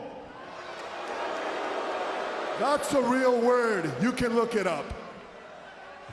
Okay, thanks, fucking. Like I said, the people's Dictionary champ. gender. If I were you, I'd be ashamed of myself. I'd be disgusted with myself to represent these people. Boo. No, I like gender. Well, The Rock is not ashamed. As a matter of fact, The Rock is damn proud to be the people's champion. Yes, sir. Yes, sir. And The Rock is damn proud to be an American. Yes, sir. And The Rock is especially damn proud to say, finally, The Rock has come back to San Diego. Bang, bang, bang, bang, bang, bang, bang, bang. Like generations of You come people. out here and you run your mouth about the truth and why they boo you. Let The Rock tell you some truth. They don't boo you because of how you look. They don't boo you because of how you talk. They don't boo you because you speak Punjabi. No. They boo you because, what? I'm sorry, what's that, Sheik? Yeah, no, I'm gonna get, 1 second. I'm gonna get to it in a second. You took the words? No, I'm gonna tell them. I'm gonna tell them right now. They boo you because you're the biggest asshole walking God's green earth. It's like he's just brushing, you know, it's not his best lines, but it's like, we're never going to get this again. You got to mark out. This will be the last time we ever get Rock doing this, you know? There's that look. There's that face, that angry face that you have all the time. We're all familiar with the resting bitch face. But what this is the raging asshole face. How's he getting away with saying asshole so much on TV? Why are you so angry? Angry all the time. If The Rock had to guess why you're so angry, it's probably because nobody likes you and you're not funny. As a matter of fact, if you were one of The Rock's movies, you would probably be Baywatch. Thankfully, I've never seen Baywatch. Well, nobody else did either. Shut your mouth when The Rock is talking to you. Doesn't matter. Dude, Here's the good. thing. Wait, I'm sorry. You actually didn't see Baywatch? I've never It doesn't matter if you didn't see Baywatch. Yes, sir. I'm so happy you pulled that The out. only thing that matters is you come out here and you have the gall to actually say America is a joke. And apparently this segment ran over time and went long, and it's like, yeah, you know, it's The Rock. You know what I mean? Like, fucking, it's the goddamn Rock. He can take as long as he wants, dude. Well, it ain't a joke to The Rock, and it ain't a joke to all these people. And it damn sure ain't a joke to every American watching home right now. You know what else isn't a joke that you have? They're chanting. Let's go. I'm sorry, but it's cringe if you like fucking, if you like, if I saw people online like, it's cringe, kind of cringe to chant USA in 2023, 2024. What the fuck are you talking about, man? Like, have some fucking pride for the country you live in. Isn't America like supposed to be a free place and a melting pot of ideas and expression and all this shit? And you don't want to, you're not proud of America? Like, yeah, you're in a bad state, but like, oh, you can't chant USA. Like, people were saying it was cringe that they were chanting USA. It's like, Jesus Christ, man. Like in soccer, it's all divvied up by nations, like the Olympics, all of these things. It brings different nations together, but be proud of, I don't know, where you're born and shit. Like I don't know. It's crazy to me. It's fucking super crazy. Well, here's America, what else isn't a joke. The fact that you could come down yeah. here, grab a microphone, and run our country down, free of consequence from our government. It's called freedom of speech. But here's the thing, Jack. You can't ever come out here in the people's ring, in front of the people, with the people's champ in the building, run our country down, free of consequence from The Rock. Enough! I'm the modern day Maharaja. The Rock knows you are the modern day Maharaja. Sure, absolutely. But tonight and from here on out, you're not the modern day Maharaja. No. You are the day one douchebag. The day one douchebag.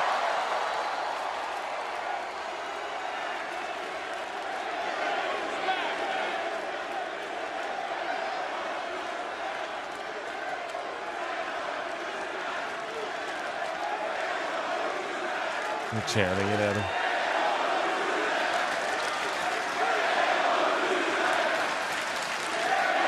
Day one douchebag, that's crazy.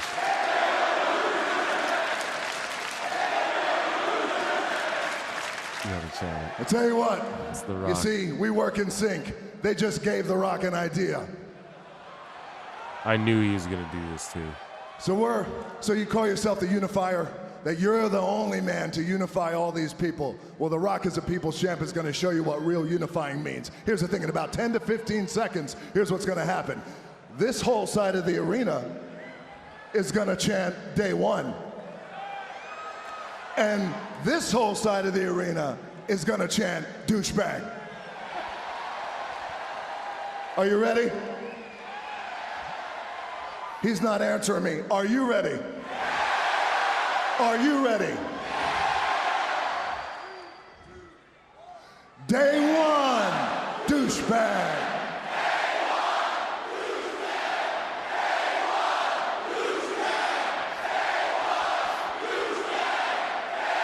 They go hard, dude.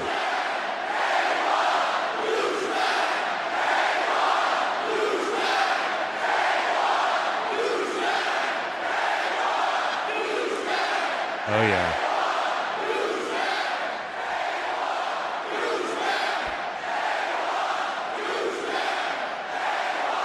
And they just go for a while with that chant, dude.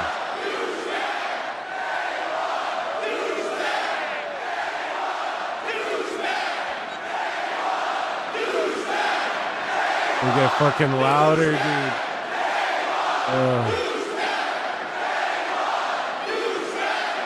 It's just like, when do you get The Rock in there, dude? You gotta just, I don't know. You gotta go. I would be just enthralled. I am watching this for like the third or fourth or fifth time. Okay. My God, that was fun.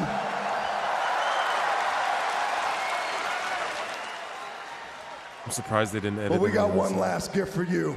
It's a special gift. Since you love our national anthem so much, The Rock is gonna sing you a little verse from our national anthem. Yes, let's fucking go. And this is what we call the people's welcome. And it goes like this.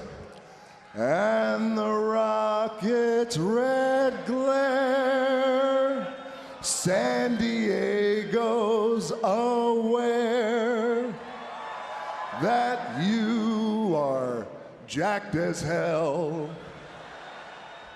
but your balls still aren't there. Boom. Oh yeah, there's ladies just going crazy, children going crazy, just grown-ass men going crazy.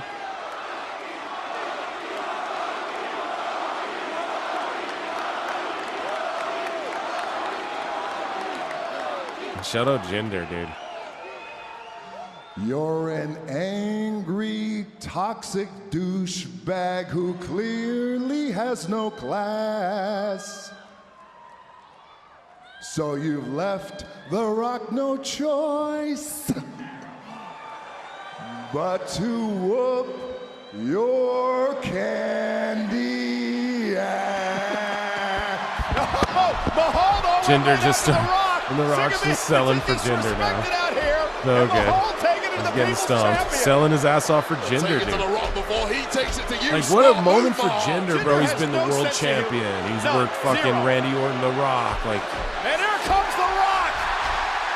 He's good, dude. It's like, he can go. I don't. Jinder's just, he's in great shape, you know? Selling his ass off. The Rock looks at the camera, realizes he doesn't.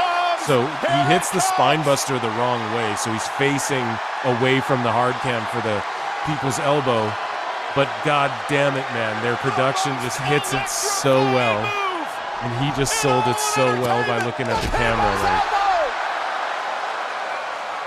before he did it, whips his belt off, whips Jinder as he rolls out.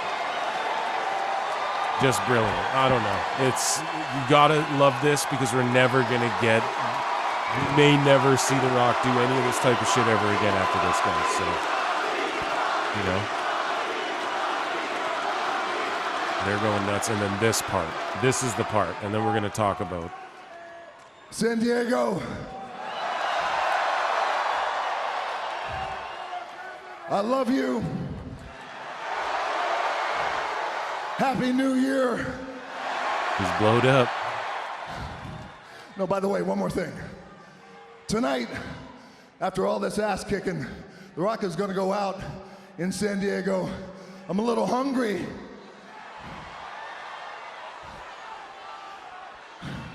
I'm gonna go get something to eat. When The Rock goes out to get something to eat tonight in San Diego, should The Rock sit in a booth? Or should The Rock sit at the bar?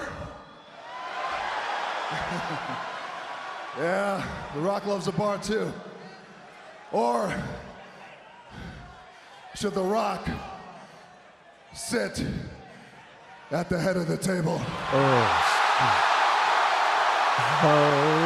yeah. Big money. I told you, motherfuckers, dude. I told you, motherfuckers. Endeavor ain't playing. WrestleMania 40. They are not playing. They are not fucking around anymore. It's big boy time.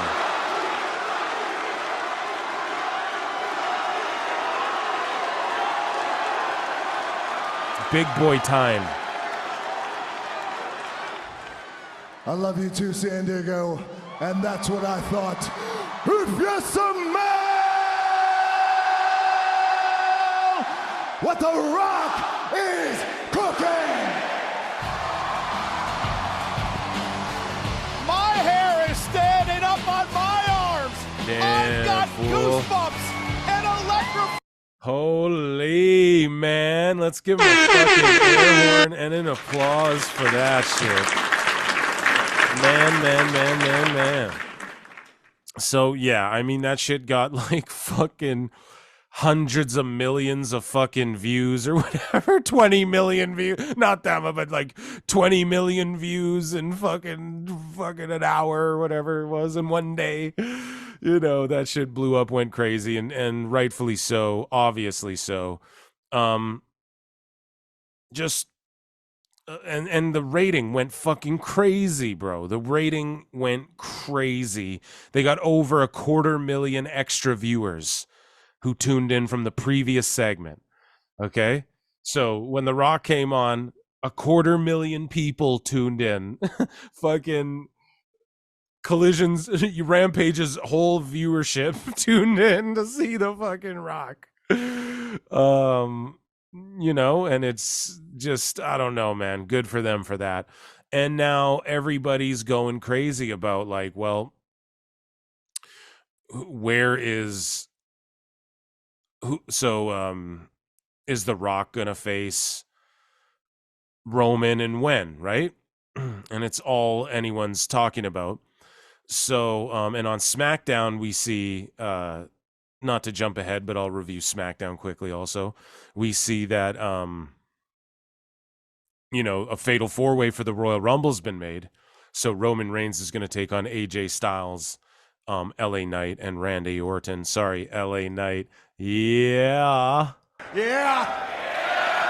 And Randy Orton. That'll be a four-way. And so people are saying, oh, we're going to get The Rock and Roman in Australia at the stadium there for Elimination Chamber that Dave Meltzer fake said only sold 8,000 tickets when they really sold like 45,000 tickets.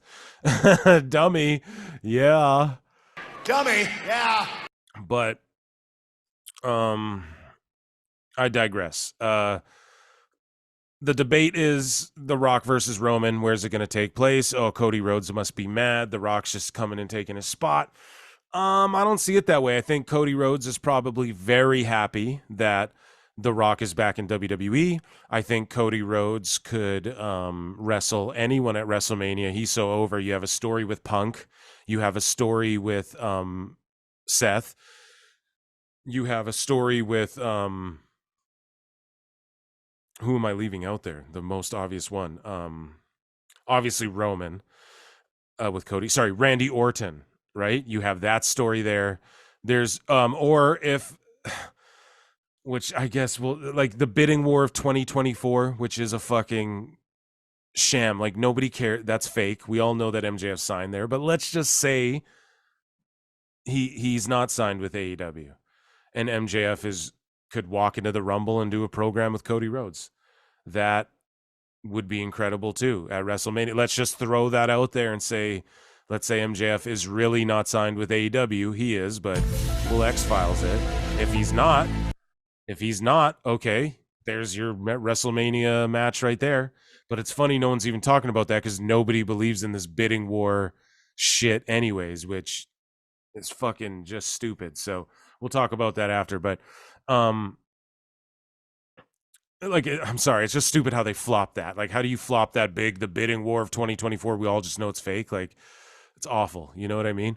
And no one's talking about it. But anyways, so the debate is like, no, it's going to make more sense. You're fucking dumb. Like, people are warring online. The IWC is filled with such fucking redacts who are just so fucking stupid and toxic, man. Like, everyone calm down. It's just, we all have our opinions. You know, Eric Bischoff and John Alba, I disagree with them on this a little bit, to where I think you have to put The Rock on WrestleMania personally versus Roman, if it's me, or you have to have I think The Rock face Solo Sikoa at WrestleMania as well. I'll give you guys my two little fantasy mark booking choices. But as far as Roman Rock, to me, the UFC's doing UFC 300 and WrestleMania 40 are both within like the same week, and Endeavor owns both those companies. I told you guys this months and months and months ago when the merger happened. I was already talking about this. It's gonna go fucking crazy. These two events, we're about to see one of the most stacked UFC cards of all time, and we're about to see one of the most stacked WrestleMania events of all 2 nights of all time. And yeah, it's because Vince has always gone out, like WrestleMania 30, WrestleMania 20, they went all out. WrestleMania 20 was like, it's the new era, and it was like Brock versus Goldberg with Austin as the ref, and there was fucking all these huge moments. The Undertaker returned after all this time now he's the dead man again and fighting Kane, and you know, there was you know, you had Eddie and Benoit, like their moments and stuff, and it was just a ginormous fucking event, right? Like Triple H's Reign of Terror came to an end and stuff.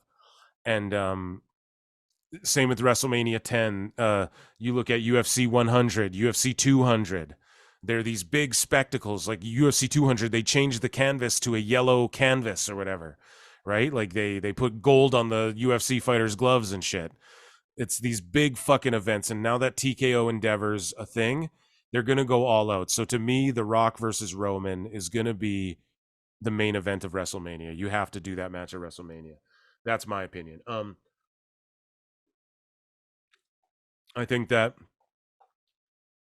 to think that Roman's streak is going to end, or The Rock versus Roman will take place, because if they're in Australia, the Elimination Chamber's in Australia, yes, it's in a stadium, 60, 70,000 people. It makes sense. Eric Bischoff made a good point, though, saying like internationally, it makes sense.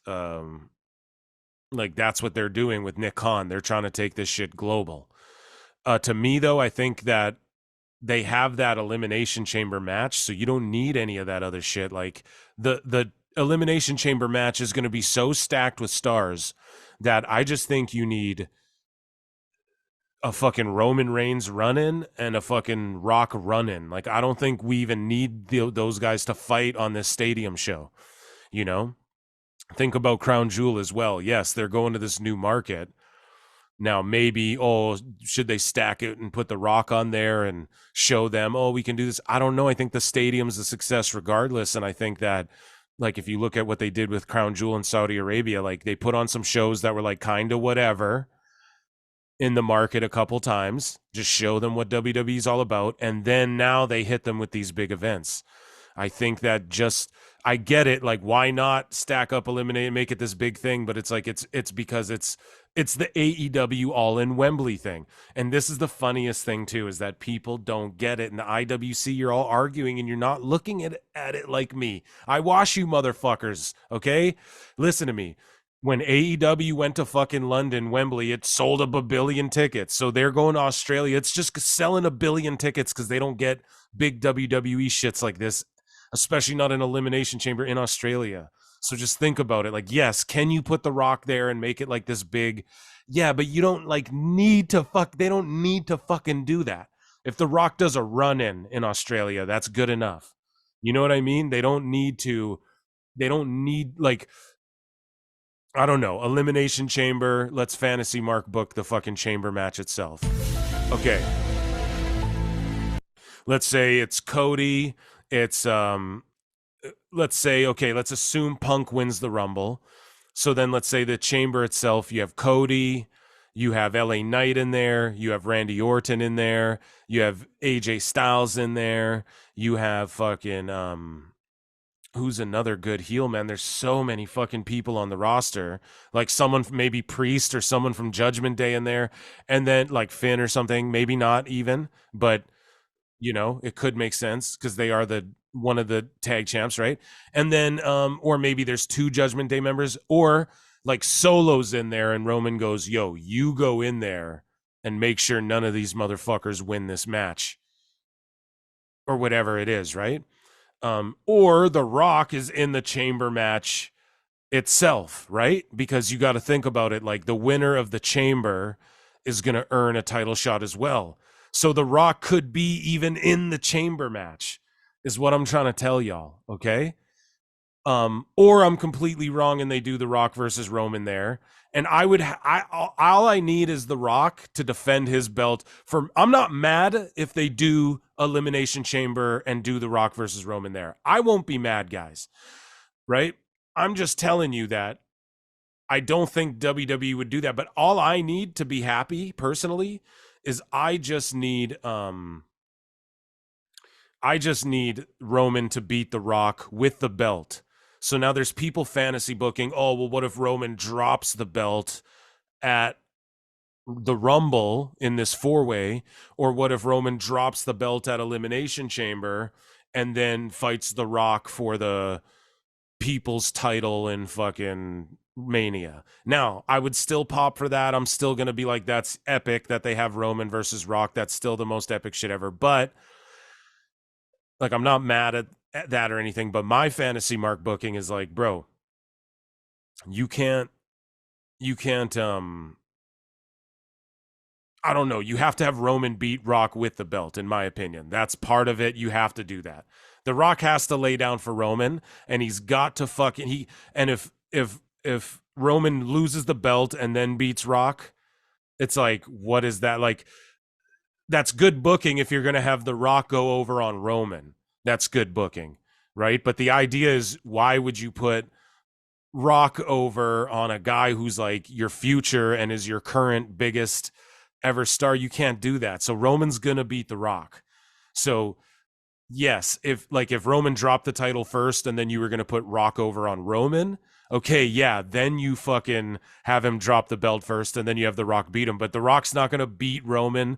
He's going to lay down for Roman. That's the only right thing to do, and we all know that, right? So if that's what they're going to do, which is what they're going to do, then no, it's got to be for the belt and Roman's got to beat Rock. So all I want it to be, whether it's at Chamber or not, that's what I want it to be. Now, if Roman gets through the Fatal 4-Way, fights The Rock at Chamber, then fights Cody at Mania, okay, I'm super all down with all of that. Personally, though, I think they should keep the belt on Roman till he beats Hogan and all these guys' records, man. Like, obviously, he's not going to beat Bob Backlund and Bruno, but And maybe they don't want him to beat Hogan. Maybe they're like, no, this is good. He's right under Hogan. It's the modern era. Like if you take the modern era stats like they do in NBA, he's still the number one guy, whatever. And that's cool enough, man. That's a great accomplishment as it is. And maybe the run has been long enough, but I just think if you're here, here's the thing is you're never going to have a guy come close to this again. So do you have him beat Hogan and maybe go for even a couple more years? Like when's there going to be a WrestleMania in Atlanta at 42? Cody could win in Atlanta. Like we don't know. Roman's still over. When he's on TV, the ratings go up. It's going to go insane when him and The Rock get on screen together. We don't know. We don't know like how long they can still milk this story with people being involved and super interested in it. It's the Mayweather effect. Even if you don't like Roman, you're tuning in to see him lose. So I don't know, man. I say just keep going with it and have The Rock versus Roman at WrestleMania. Cody Rhodes could get fucked out of his title shot again, dude. And it's like the Tommy Dreamer thing. It's like the fucking Dusty Rhodes daddy. You gotta fight. You need hard time.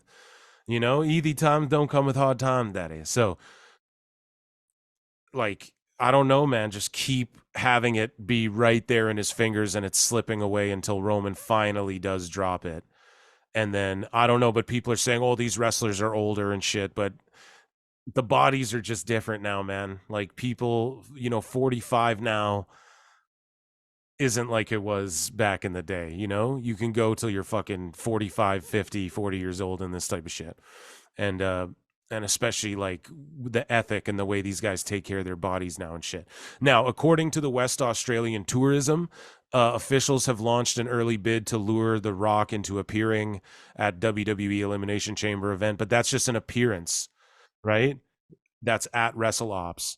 So it's just an appearance, but I think, and this sounds crazy, people are going to be like, what, he's going to do a chamber bumps and shit? Maybe, because again, it's like Randy Orton came back and the first thing he was in a War Games and they weren't doing tables and all this shit. You just have The Rock come out in the chamber very last. So he's the freshest dude and he doesn't have to do fucking bumps on fucking the cage. You let everyone do that shit before and then he just comes in and does his thing like Randy Orton did in the War Games, right? Like Orton just came in and did all of his spots. He just got all of his shit in. So like, you either have to have Roman and The Rock at Perth, but I just think why when you have the chamber match right there that sells itself. And then yeah, you do Cody at Mania or Cody waits and you just do The Rock Roman at Mania. But either way, Roman's beating him. And I just think like, okay, it's in Australia. So you expect people in America and Canada to wake up at fucking 10 a.m. to see The Rock. Now, will people do it? Yeah, but even UFC sees a hit in ratings and viewership and shit when they do stuff in other parts of the world. Dana White infamously said like, yo, if there's a card going on in Germany and it's on at a weird time and then there's a card going on at the same time in America, and Dana White infamously said, well, that card's not for you. I'm sorry to say, but like it's for the German audience and shit. So whatever. And I just think like, and then we have people going like, oh man, all the WWE fans all the Americans coping that they have to fucking wake up and for once, like we have to do that all the time. But it's like, yeah, we're talking domestic here. Like WWE, that's why they don't go international as well. Like people go, why doesn't WWE do Wembley? Well, because man, they like for a WrestleMania, that's their biggest event. And then they need everybody to tune in to a completely different time. Like then not like different time, like people will do it, but it's just like to expect people like hours earlier. Like, so WrestleMania is going to start at what time? You know what I mean? And if it's a 2-night event now, especially, you need them to tune in at like an earlier time, both times or whatever. And then that means doing it earlier in like at Wembley in London itself and all that shit. So it's just like, it doesn't like make sense for the American audience. And I truly believe that's why, they don't do that. Or they haven't done it in so long, because it's just like, and so to think that like, okay, we'll miss out on potential viewership on like our PLE number or whatever. I don't know. Maybe I'm just looking at it the wrong way, but I just think the most eyeballs domestically in America, The Rock, Roman Reigns, biggest marquee event. Oh, but it's WrestleMania. It already draws whatever. Yeah, but you can't put on a bum ass event. You know, you can't do that. Like, it's Mania. Triple H is on the book. You got to have the most compelling matches on WrestleMania. You know, Cody, Roman. We've seen it before. And I'm not hating, but it's not the most compelling of all these fucking matchups. The Rock and Roman to me is way more compelling just because of Cody's chase for the title is what's compelling to me. Like, just having it barely slip away and all these, like, right when he's finally on his path, Nakamura attacks him. He's finally on the right path to Roman. Brock takes him out. You know, it's just that shit is... And then what's going to be the next one? It'll be like a friend stabs him in the back, you know, because Brock, even though he kind of swerved on Cody and like F5'd him or whatever, they weren't like friends. You know what I mean? So, and then Nakamura, they weren't friends. So the next person, I think it'll be Orton. We'll fucking just RKO him out of nowhere, go heel on Cody. Take him out for WrestleMania. That's a huge match. You need to factor who's Orton going to wrestle at Mania? Cody Rhodes makes a lot of sense. You know what I mean? To me, I don't know about you guys, but yeah. So, and then my fantasy mark booking, we'll hit the X-Files. If they do The Rock and Roman at the Chamber, you have to have The Rock lose to Roman, and then you have to have The Rock... Here's the thing. The Rock has to lose to Roman, and then who would The Rock wrestle at Mania then? Because he's not just going to lose at Chamber, then go away. It's his last run. It's going to be at Endeavor's involved. They want him on Mania. I'm telling you right now. So my pitch is, if you have to job him to anyone or whatever, you job him to Solo Sikoa as well on the way out. And people scoff at that. Listen, Sikoa is the future. He's a big monster heater. He's young. He's in his prime. And he slaughtered John Cena at Crown Jewel. He's main evented how many fucking Raws and SmackDowns? He's in the main event picture. I always said I see Solo being the one to beat Roman eventually as well. I've been saying it for a long time. Whether I'm right about that or not, whatever, debate me in the comments. But I see him like, I mean, that's who you... I don't know. It's like when Brock beat Undertaker. Like, you need like some future guy who is like a Brock in the future, who, like, when this guy now I'm not saying Solo's that guy, but he is like a monster, like Umaga type shit, you know? So you need a guy that's like a weapon that, you know, that, okay, this guy's deadly. He could beat anyone. I mean, keep putting fucking John Cena put him over stronger than anyone could. He ate 10,000 spikes and fucking... You know, so The Rock could do the same thing for him. That's all I'm saying.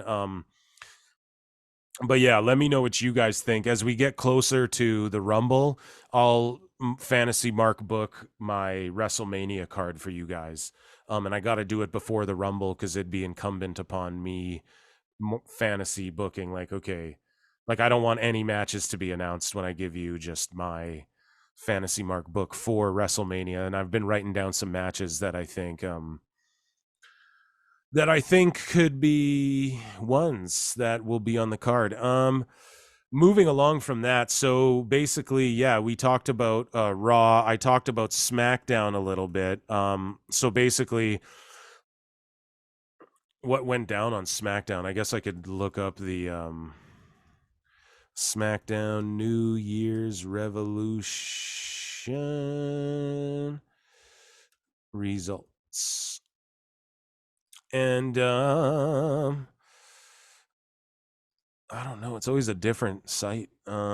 So basically they were in Vancouver. Shout out Canada. Yeah. And so we get the finals of the United States Championship Tournament. Kevin Owens versus Santos Escobar.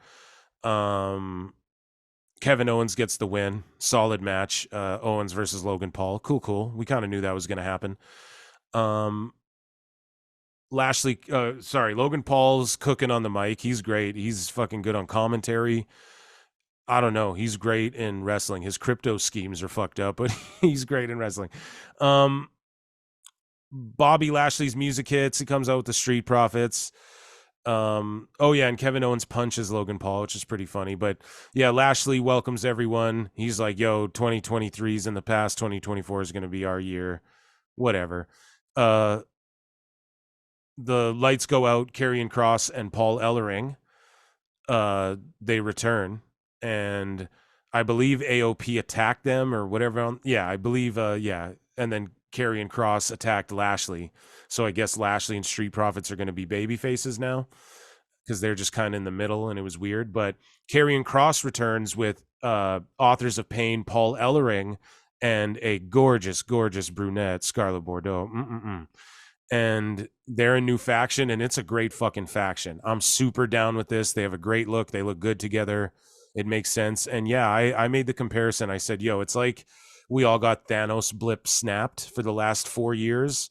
And now Triple H is running WWE, and all the people, NXT people who never got their fucking shake are now getting called up and they're getting to work.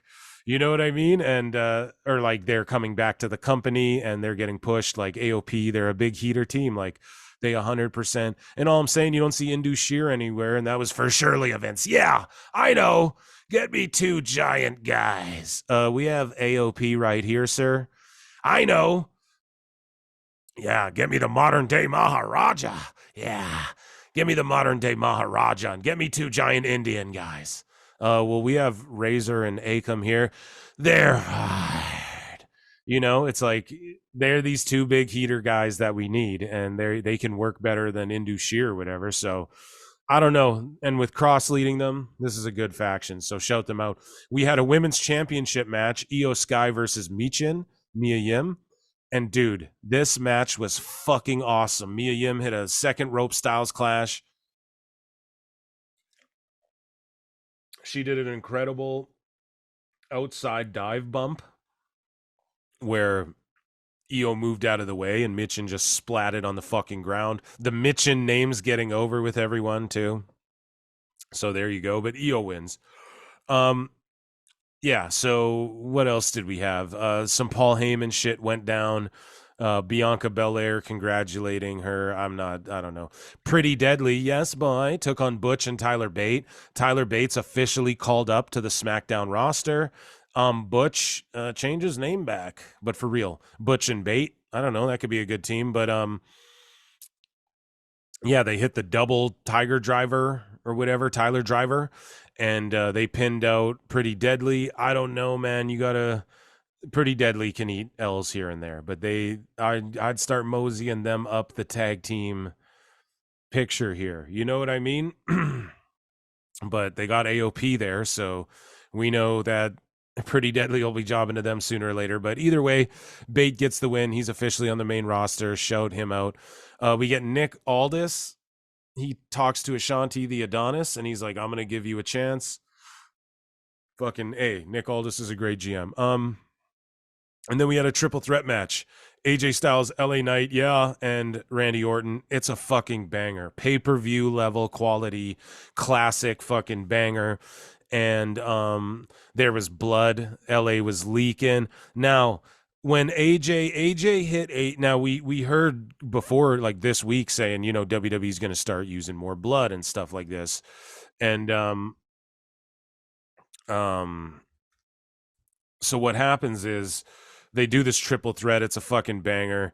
Randy Orton is like, he's out of the ring, whatever. AJ Styles hits a 450 splash on LA Knight, and the elbow clearly caught him.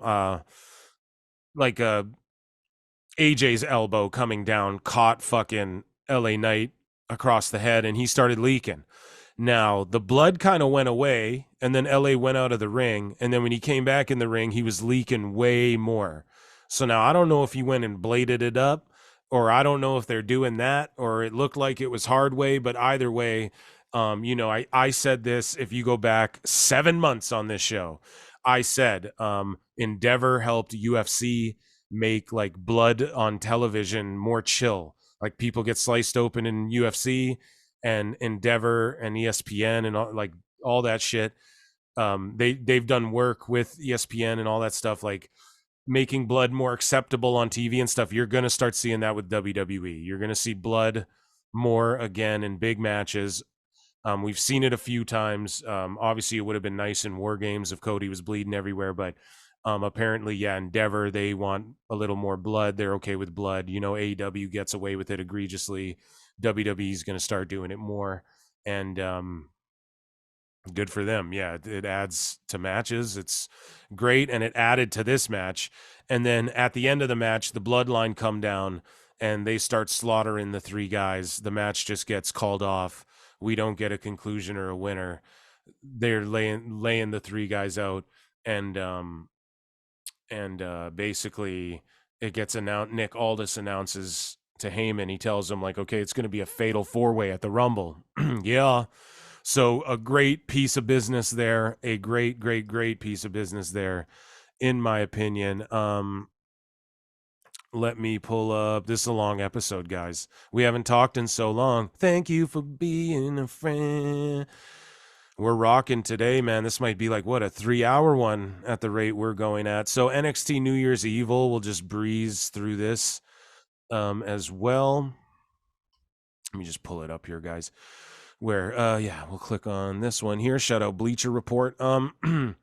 So we had an NXT Women's Championship, Lyra Valkyria versus Blair Davenport. Lyra gets the win, whatever. I'm not super into this. They have a great women's division down there, but it's, you know, not at the top. I'm not really invested, but whatever. LWO, they take on the No Quarter Catch Crew, which is like Drew Gulak's faction or whatever. And LWO, man, it was a great match. Dragon Lee's stuck in Mexico due to visa issues, and so Carlito comes out and joins the LWO, and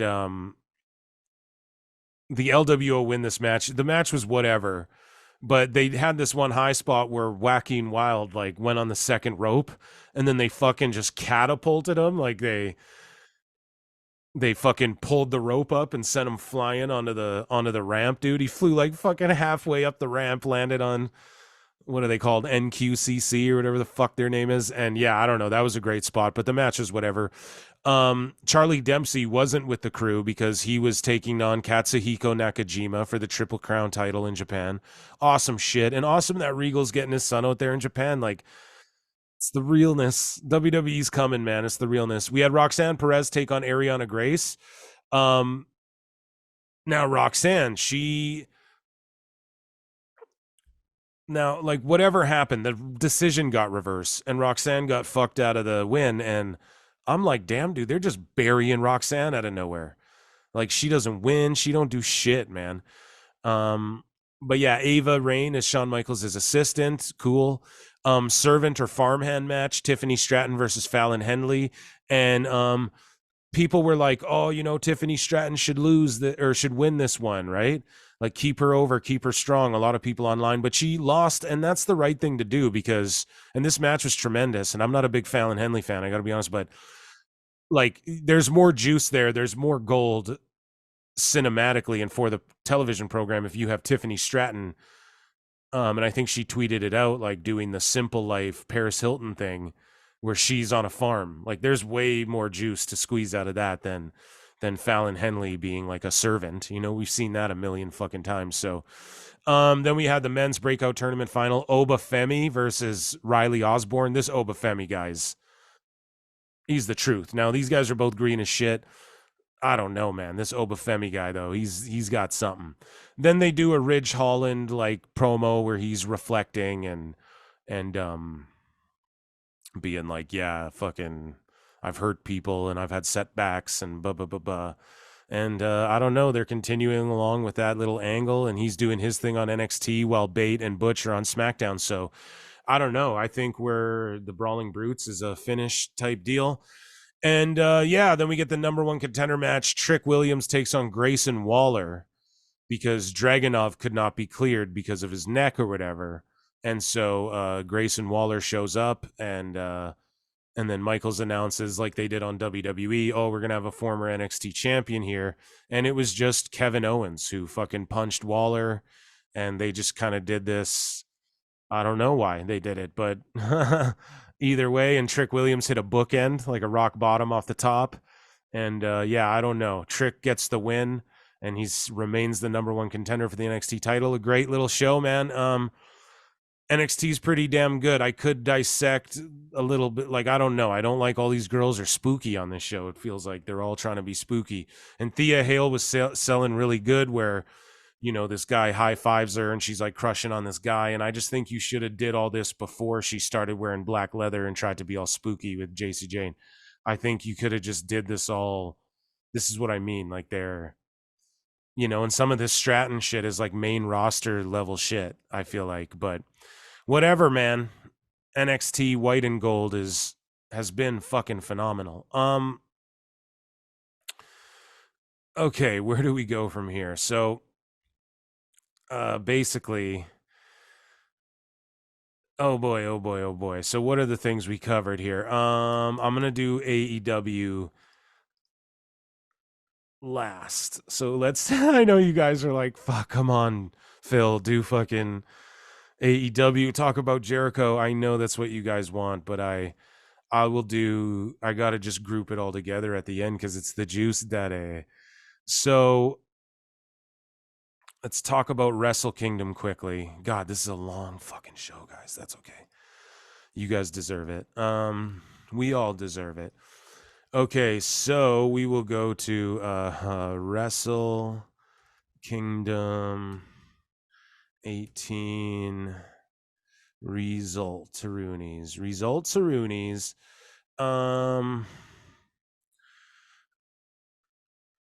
Okay, let me scroll down. I watched this whole thing. It's like 6 fucking hours, right?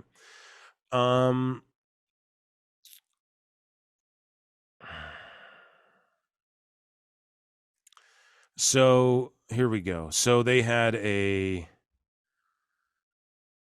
so the show kicks off with here, I gotta get hydrated here, guys. Let's I don't know. I got no music. I need something like a backup fucking promo I just whip on when you guys are having to wait for me there.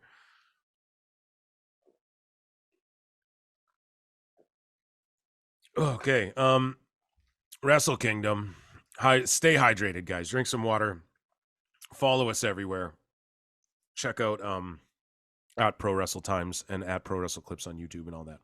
So Wrestle Kingdom 18. Excuse me. They had a match that was called like a New Japan Rambo, which is like a Royal Rumble, but with teams or something like that. And so I don't know. There's like 1 million people in this fucking thing. The production was really good. The Tokyo Dome was filled for what it was. I think there was like 30,000 people there, which is up from it was hurting after the pandemic, man. They really got fucked up. And the crowd was in Japan's interesting. They pop, they get really loud for certain people and certain things, and other things they don't so much for, but I just like it. I don't know. Their production looks nice, the stage is nice, the ring's nice, all that stuff. Entrances are nice, guys' gear, all that shit. And but this match was like whatever the fuck. It was good, I guess, but I guess they were in teams, which I didn't realize. And they came out in like 30-second fucking intervals or something. I don't even know. But Great-O-Khan, Taiji Ishimori, Toru Yano, and Yo won the New Japan Rambo. Whatever the fuck. So Catch 22 defeated Bullet Club War Dogs. The junior heavyweight tag team titles. Hiroshi Tanahashi beat Zack Sabre Jr. in a New Japan World Television title. So, I'm a big proponent of, if you're a mark for yourself, you can't book yourself to wrestle unless, like, you know, Vince did that, but he did it in a way where it was like self-deprecating. Tanahashi did that, and he won this title from Zack Sabre. Now, I am going to trust Tanahashi that he's going to do what's best for business here and not do some silly shit, and that he won that title because he sees other things for Zack Sabre, etc.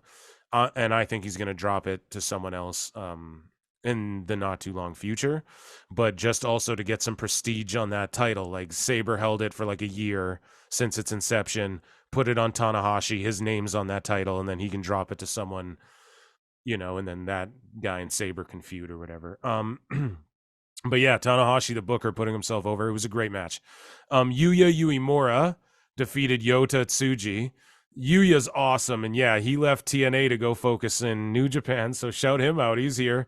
That was great. House of Torture beat Shota Umino and Kaito Kiyomiya, whatever. Tama Tonga defeated Shingo Takagi and won the never openweight title. Now, this is crazy because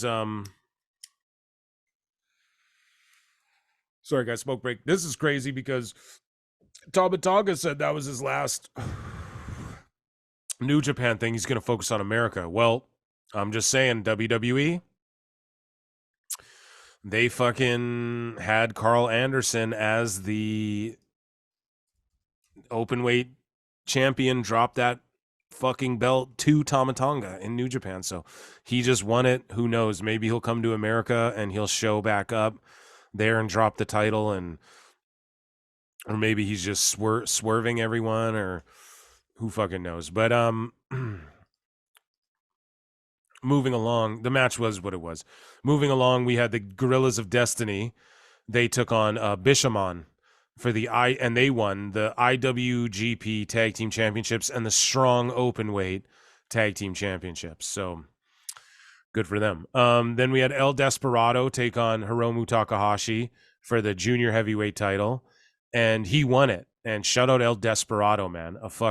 This is a solid fucking flippy cruiserweight type match. I don't know, man. These weight divisions work. David Finlay took on Jon Moxley and Will Ospreay for the inaugural IWGP Global Heavyweight Championship. So this is what's fucked, right? They unify the Intercontinental Championship with the World Championship in New Japan, and then they just have the IWGP World Heavyweight Championship. But then they made a new title with a white background, and it's like their Intercontinental belt, but it's called the IWGP Global Heavyweight Champ. So what the fuck's the difference between a Global Heavyweight Champion and a World Heavyweight Champion? The world is the globe. What the fuck are we talking? Now, other people can say, oh, so is Intercontinental, but it's like yes and no. You know what I mean? Like the Intercontinental still implies like a traveling champion. I get it, the world champ and then Intercontinental, you can make the same argument. I know you could roast me for the same thing, but all I'm saying is like this seems weird. A global and then a world heavyweight. It's like, but the world is the globe. You know, like Intercontinental at least implies like, you know, oh, maybe this is a division of an international stars, right? And then the world is just the world heavyweight title. The global is the fucking world. I don't quite get how. Dummy, yeah. It's a great name for a title, but it just seems weird to me. It's like, I don't know, whatever. But fucking David Finlay wins this one, rightfully so. Moxley, oddly enough, comes dressed like, okay, remember people were saying, oh, Bane Moxley? Like they have Moxley dressed like Bane in WWE. It's so stupid. And then here in WWE, he came dressed like fucking Red Hood, dude. He's wearing like a broken Red Hood mask with like a Robin mask underneath it. And he's wearing a leather jacket. And I was like, okay, this is fucking giving WWE vibes, you know? And Will Ospreay was great in the match. He took an L. There you go. To start off the year. But yeah. And then we had Katsuchika Okada versus Bryan Danielson. Meltzer rated this 5.25 stars. So that means it's the greatest of all time plus a quarter.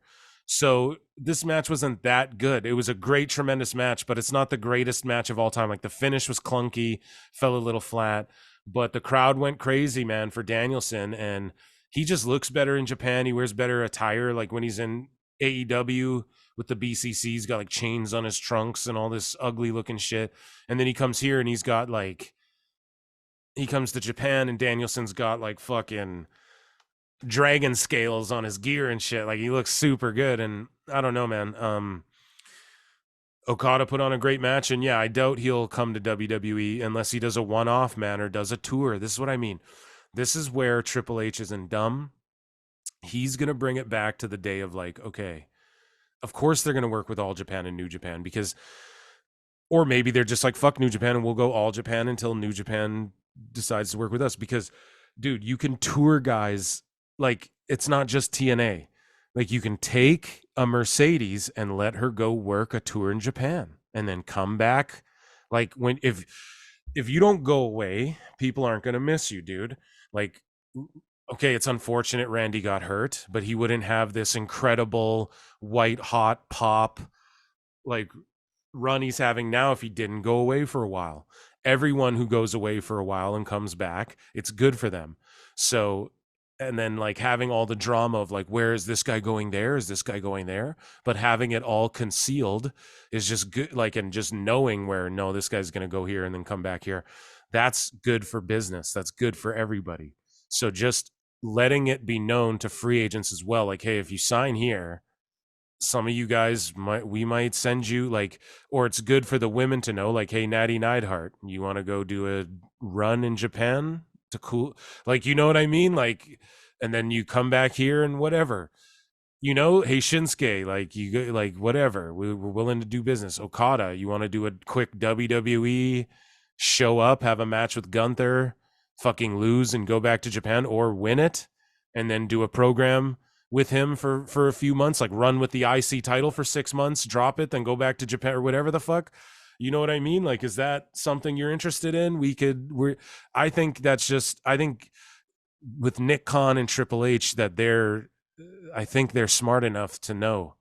And like with Regal and these guys, they're smart enough to know, like, no, you gotta leave this place for a bit sometimes. And, you know, to me. But anyways, Tetsuya Naito defeated Sonata to become the IWGP Heavyweight Championship. This Naito is so over in Japan, dude. He's so fucking over. And this was a solid match. Sonata looks like $1 million. Shout out those guys. So a good solid Wrestle Kingdom. And it was long as shit, but I don't think it was 2 nights. Which is good for them. Keep it one night. Even WrestleMania, I'm like, it's fuck that it's 2 nights, but it is what it is, man. So I talked about that. Now let's get into WWE and Worlds End. So, I mean, AEW, pardon me. Dummy. Yeah. Dummy. Yeah. So, I'm going to write it here. Presser and then the Jericho stuff. So guys, where do we start with all of this?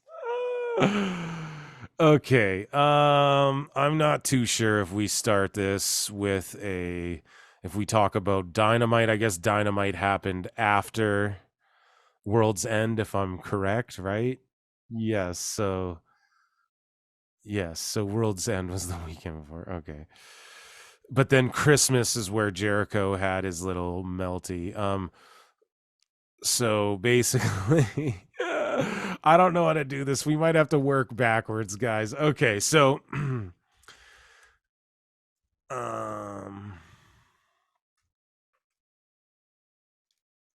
AEW World's End results. AEW.com, shout them out. I'm just thinking, like, if I start with the Jericho stuff, because that's what happened first, and then we work our way through the pay-per-view, and then through the presser, the media scrum, which, we're gonna go through it all. You guys know how we get down. How do I start? So let's talk about, oh my goodness. I guess we'll talk about, let's review the pay-per-view and then we'll get in, and then we'll backtrack into all the Jericho stuff, and we'll talk about Dynamite quickly too. Because I got some people mad about Mariah May, and I love Mariah May, but I got people mad about whatever. So, Jeepers. World's End took place December 31st. So let's run through this pay-per-view quick. So the 0 hour kicks off. Excalibur, Taz, and Nigel McGuinness are on the commentary. Chris Statlander takes on Willow Nightingale. It is what it is. Stokely's thirsting over Stat. whatever. They were botching. This match was botchy, shitty. Just not a good match. Didn't even need to be on here. Then they had they aired a vignette. Serena Deeb's coming back. Okay. That's solid. I like her. TNT Championship #1 Contenders Battle Royale. Now, this was a mess. The ending was fucking dumb, to be honest. It was just silly, but the right guy won. Like having Lance Archer be thrown out by fucking Daddy Magic and shit, or whoever threw him out, like Danhausen threw him out or something. And then fucking Luchasaurus wins the thing, kill switch, whatever. That's the right guy. That's the right call. And this comes back later, and this was actually a brilliant moment with a good payoff. I was like, okay, good shit. And I'm all good with like at a pay-per-view, throw a random battle royal on there. I'm never mad at that. So this was what it was, but they just book it weird and strange, the eliminations. But anyways, then they have an FTW rules match, Hook versus ROH Pure Champion Wheeler Yuta. The crowd didn't give one fuck when Yuta came out. Hook isn't as over as he once was. And who cares about this match? Like, it's just like, what the fuck? Like, they just threw it together. So then we get Claudio Castagnoli, Bryan Danielson, Mark Briscoe, and Daniel Garcia in an all-star 8-man tag match, taking on Brody King, Jay White, Jay Lethal, and Roosh, all the people who were in the tournament who didn't win it. That C2 tournament, which was a fucking joke. And this is why. They didn't get anybody more over. Nobody got more over from that fucking tournament. Eddie Kingston's not more over because of it. We all knew he was going to win. No good stories came from this. People are like, oh, what, Garcia wasn't a good story? No. He's just still debating in his mind if he wants to wiggle his dink or wrestle. So how is that a good fucking story? That's not a story. He's still just doing the same thing. He's doing the exact same fucking thing, right? Oh, Brody King had a good showing? Not really, bro. Like, he killed people, then he got rolled up by Garcia and won, and then Brody King didn't even make it in the fucking final. Like, how is that a good showing, bro? They could have pushed him as like the next big monster heel. Oh, he established himself as a solo. I mean, not really. All of the House of Black guys have random solos. Like, you know, if you wanted to establish him as a solo, have him win this fucking tournament decisively. Have him murder everyone in like have him squash everyone. And everyone's like, holy shit, he just squashed everyone in the tournament. And then you have like Swerve beat, because Swerve's the most over babyface and he's a home invader doing heel shit. Like, it's fucking just stupid, man. It's like, have Swerve save a burning church and fucking get him babyface, and then have him beat Brody King in the final, you know, like have Swerve turn babyface in this tournament somehow, and then have him win the fucking tournament by beating the guy who just squishes everyone. Like Brody King just squashes Mox. Like when Brody Lee just squashed Cody. You just do like 2 of those in the tournament where everyone's like, holy fuck, who's going to stop Brody Lee? Or Brody King, pardon me. And then you have fucking Swerve beat him in the end. You know, like out of nowhere, like, you know, and then Swerve, you work it like, oh, he got hurt. He's hurt from that death match still, but I'm still in this tournament. And then I get hurt more in the tournament but I beat the monster somehow. Like, that's how the fuck you do it. Instead, we just got fucking Mox and fucking Kingston slapping each other. Oh my God. We'll get into it. But all these guys are fucking great. Like, Lethal's great. Roosh is great. White's great. They're great. Yeah, the great is catching on. We invented the great thing here on PWT. You guys all fucking know that. We invented that shit. And now it's everywhere. Everyone's catching on to it's great. It's great. It's great. We were already on that train, folks. You already know. I know you all already know. But anyways, yeah, so I don't know, man. Mark Briscoe, and then like, I don't know. Like, it's just a weird pairing, and everyone's flopping all over the place. They do the spot where everyone hits their fucking finish. There's no rules. There's no rhyme or reason. It is what it is. But yeah, I think who gets the win here? I completely forget. Let me see. Lethal injection, folded up. Garcia bypassed it. Oh yeah, Garcia got the pin. And it's just like, boo, dude, of all these guys. And he was the only guy in the match that looked like he shouldn't be in the match. Like, everyone else looked like $1 million, then just Garcia's little Weasley ass. And it's like, dude, I don't know, and he just fucking loses. It's just like, dude, come on.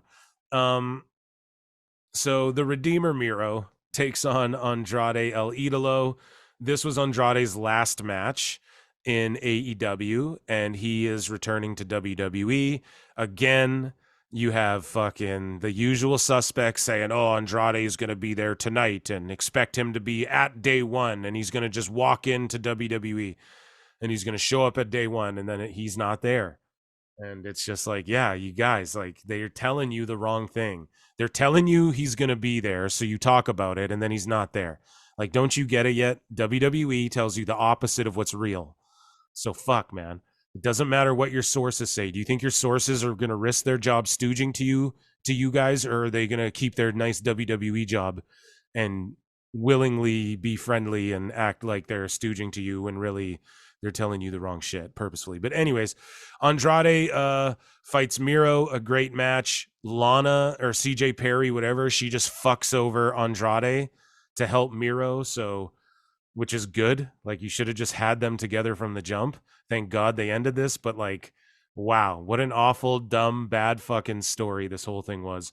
But this match was phenomenal. Two WWE guys doing a WWE match, and they're super fucking over, and just a phenomenal match. So shout out Andrade, shout out Miro, shout out Lana.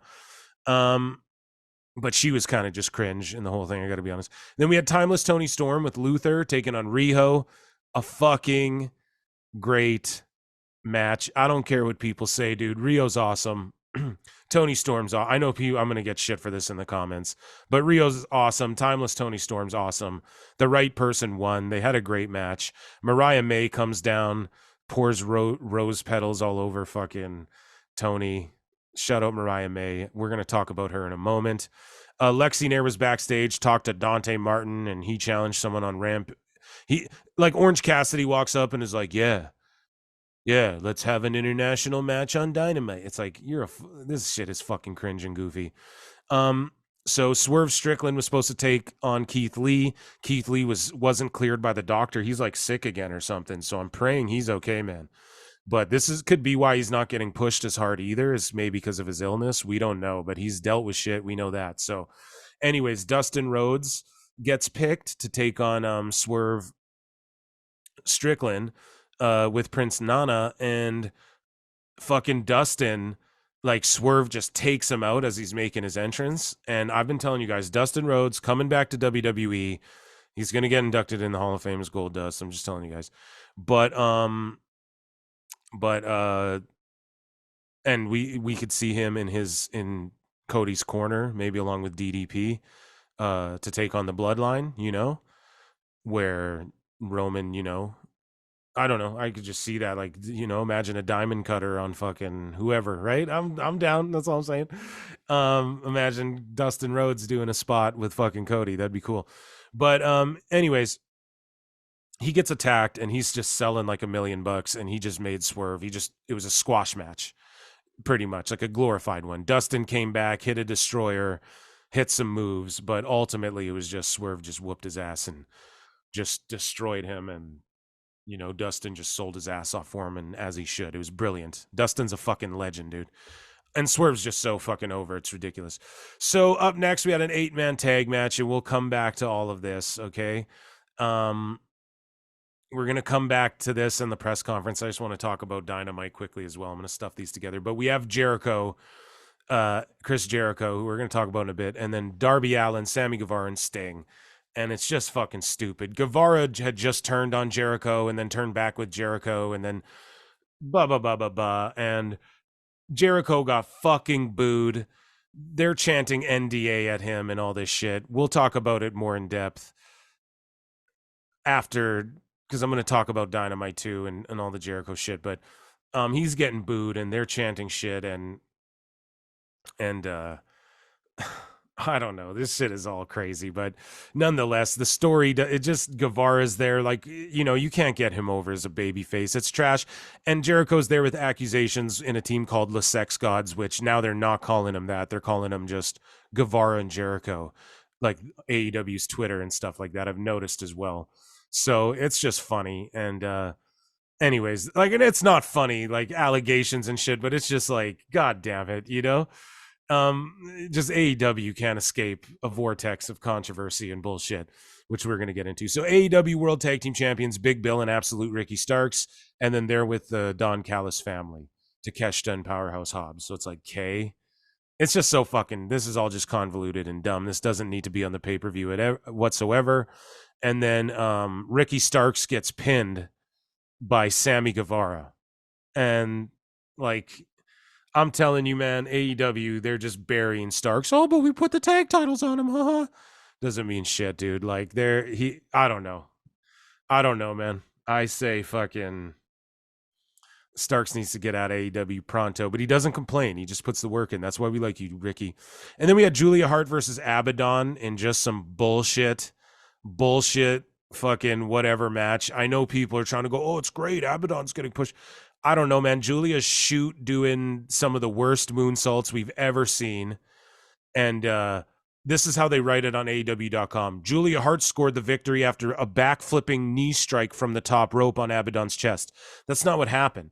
What it is Julia Hart did a fucking moonsault, botched it, landed fucking funny, and it looked like it didn't even hit Abaddon at all, and then she just covered her and won. It's just garbage. So, I mean, don't do that move. Like I told you guys from the start, everyone's like, oh, Julia's got such a good moonsault. No, she doesn't. She's doing like a Shoot Vader, Bam Bam Bigelow moonsault that really hurts people, dude. Like that's what this is. And if you see Tiffany Stratton's moonsault, that's a brilliant moonsault. You see Io Sky, that's a brilliant one. When you see fucking Lita and fucking this girl doing backflips, they're awkward and fucked up and people get hurt for real when they do that shit, okay? Okay, so Julia needs to stop doing this fucking moonsault. So anyways, but I do give AEW props for trying to kayfabe it and go, no, it was like a knee strike to the chest. Then we have a TNT no disqualification match. Now this was a brilliant piece of business. And then Nick Wayne's mom, they call her Mother Wayne now. They don't call her whatever her name is. They call her Mother Wayne. And it's like, my word, bro, this fucking company. But we have Christian Cage versus Edge. And this match was so fucking WWE.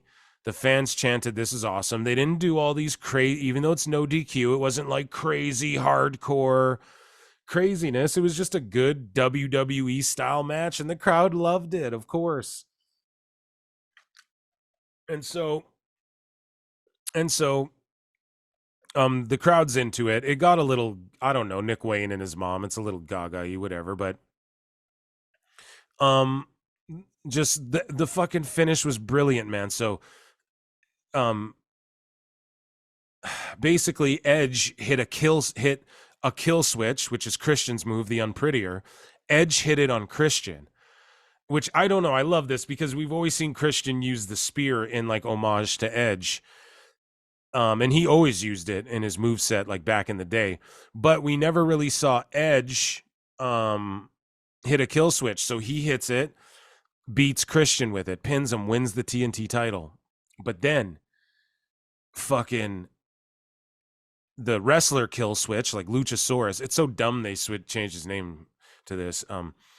But Luchasaurus comes down and he's like, no, I'm going to cash in, like it's Money in the Bank style. I'm going to cash in my Battle Royal win against Edge right now. So I popped for this. I was like, this was a moment right here where Edge gets the belt. He's like, oh my God, I won this belt. And then fucking Luchasaurus gives the contract to Edge. It's like a little Ted DiBiase swerve. And then Edge fucking he gives it to Christian, and then Christian beats Edge with a fucking spear. Do you understand what I'm saying? So he hits Edge with the spear, pins Edge after Lucha kills him and shit, or gives him his shot or whatever. And it was a brilliant piece of business, and it was a moment. It felt like a moment. Obviously, leave it to some WWE guys to give you a moment. So yeah, so Edge wins the TNT title, and then Lucha comes out, beats Edge's ass or whatever, cashes in his Battle Royal win, but he does it to Christian.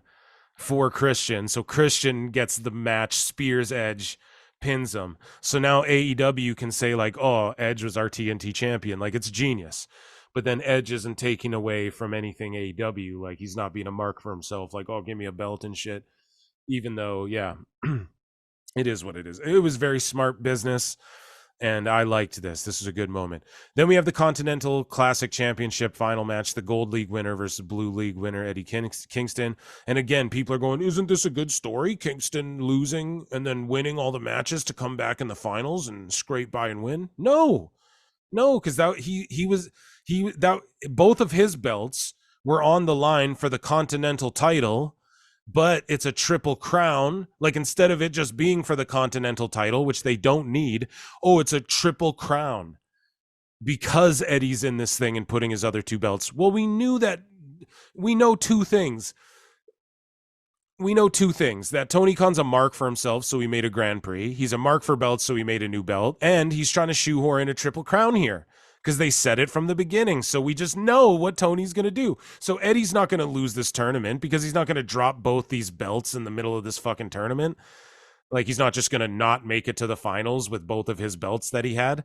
Like, what a goof that would make those belts. You think New Japan's okay with some goof shit like that? So he's obviously in the finals. He fights Mox. Eddie's such a fucking, like, oh, he's so great. He's so not over, bro. He wasn't even booked on Final Battle till the day of. They just shoot. He's the ROH World Champ. And then he wasn't even booked on New Japan's fucking Wrestle Kingdom. And he's the New Japan Strong Champ. So how over is this fucking guy? Let's be real here. And then he wins this Continental belt. He beats Mox. This match is just sloppy, doppy, dumpy, fucking just whatever, man. And it's just, nobody got over from this. Mox isn't more over losing to Kingston. It just diminishes him. Kingston's not more over for being shoehorned in all these fucking Tony Khan's fantasy mark playing out his video game in real life. It's just crazy. He's the Continental Crown Champion. Why do you have all these belts? So what about the International Champion? Like, I don't know, man. There's way too much belts. There's way too much nonsensical booking going on. And I'm tired of people going, oh, no, Tony Khan's a matchmaker. I'm a matchmaker. Anyone's a matchmaker, bro. Like, you put two guys, you give them 20 minutes and put them in a pay-per-view slot. They're going to kill it. Dynamite, oh, it's great matches. Is it though, really? Like, every match is going to go through commercials, and it's just going to be a long, drawn-out fucking match, or it's just a blatant squash match that takes 2 seconds. There's no, like, mystery. There's no drama. There's no just, like, solid 6-8 minute match. You know, it's so, I don't know. It is what it is. So then we get the main event, MJF, Samoa Joe. Now, Samoa Joe wins the world title. We'll just skip right through it here. This match wasn't the best. Their first match was way better. This was what it was. MJF is all hurt. But it's just like everybody, it's just a piss in the fucking mouth to everyone MJF's been killing as super fucking MJF, right? Because, like, Jay White lost to this dude, and he was doing cutters over the top rope and all this shit, and you just have Joe, like, okay, so he got choked out by MJF cheating in their first match, right?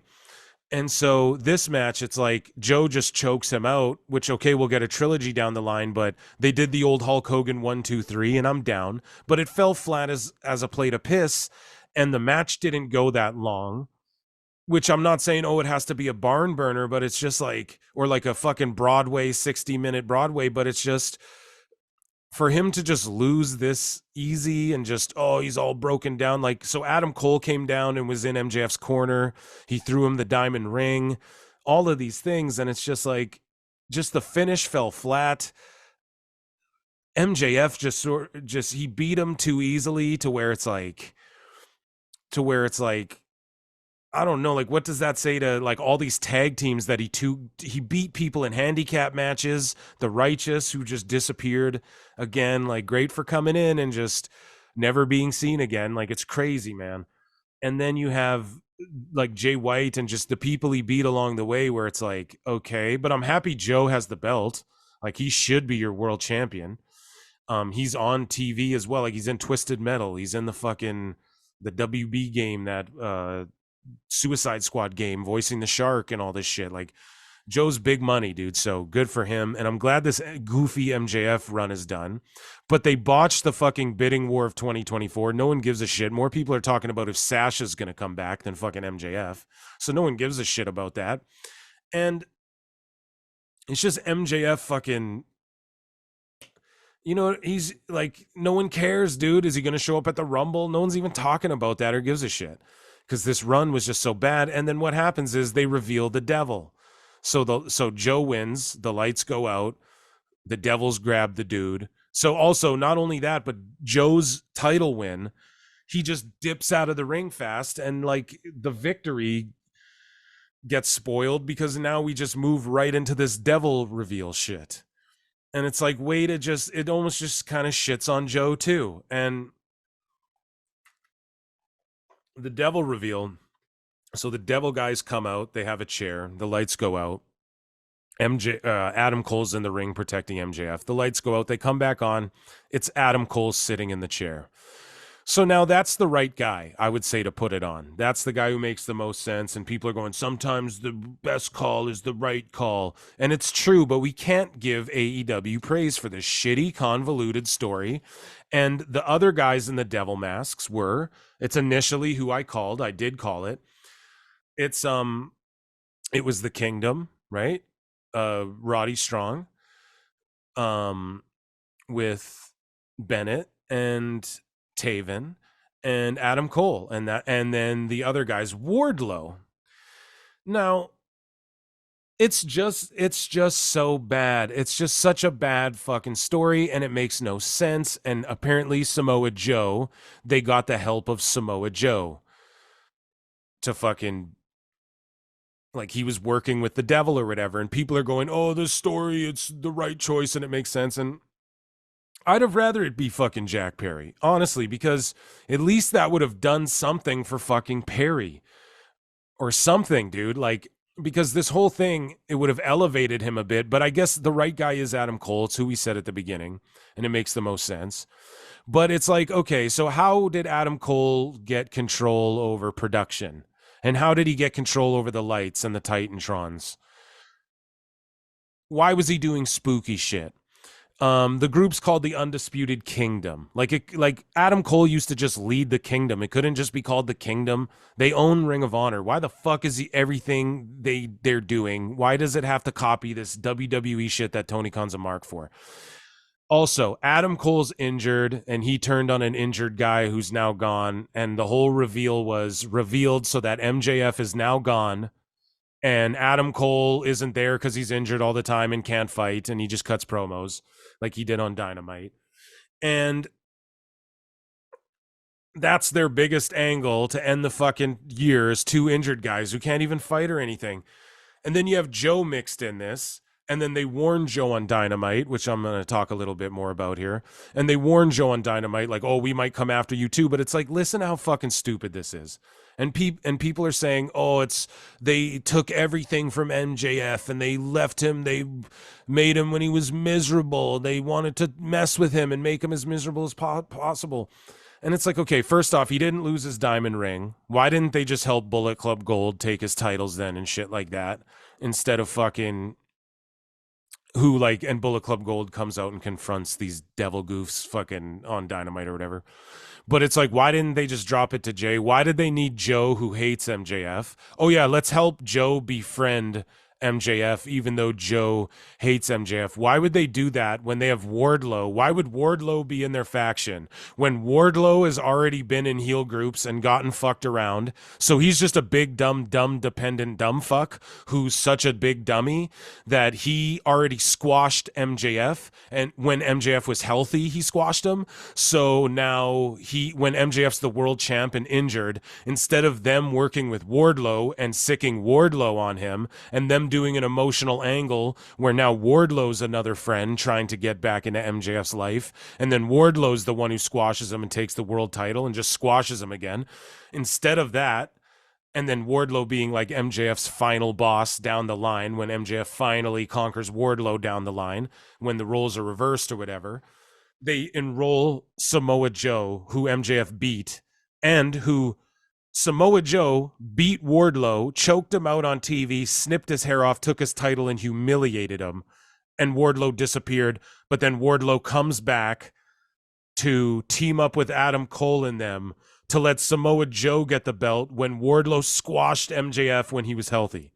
Why wouldn't Wardlow just go squash MJF when he's injured and take the belt?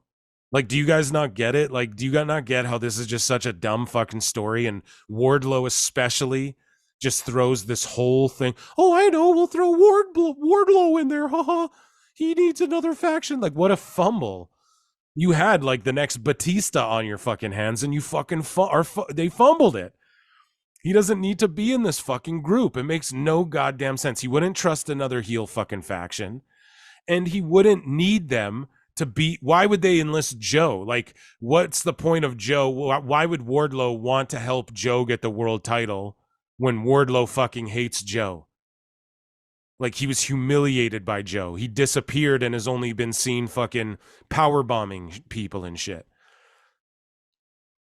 since he lost to Joe. And they're trying to get him over again as a squasher. Now they just want heat on him again. What's the point of that? Why didn't he just squash an injured MJF? You know what I mean? And then that's the story. Like, it's fucking stupid, man. It's so dumb. It's just... And then people go, oh, it's fucking... No, it's storytelling. It's fucking terrible, man. Doesn't make any fucking sense. So, yeah, on Dynamite, which we'll breeze through quickly, they...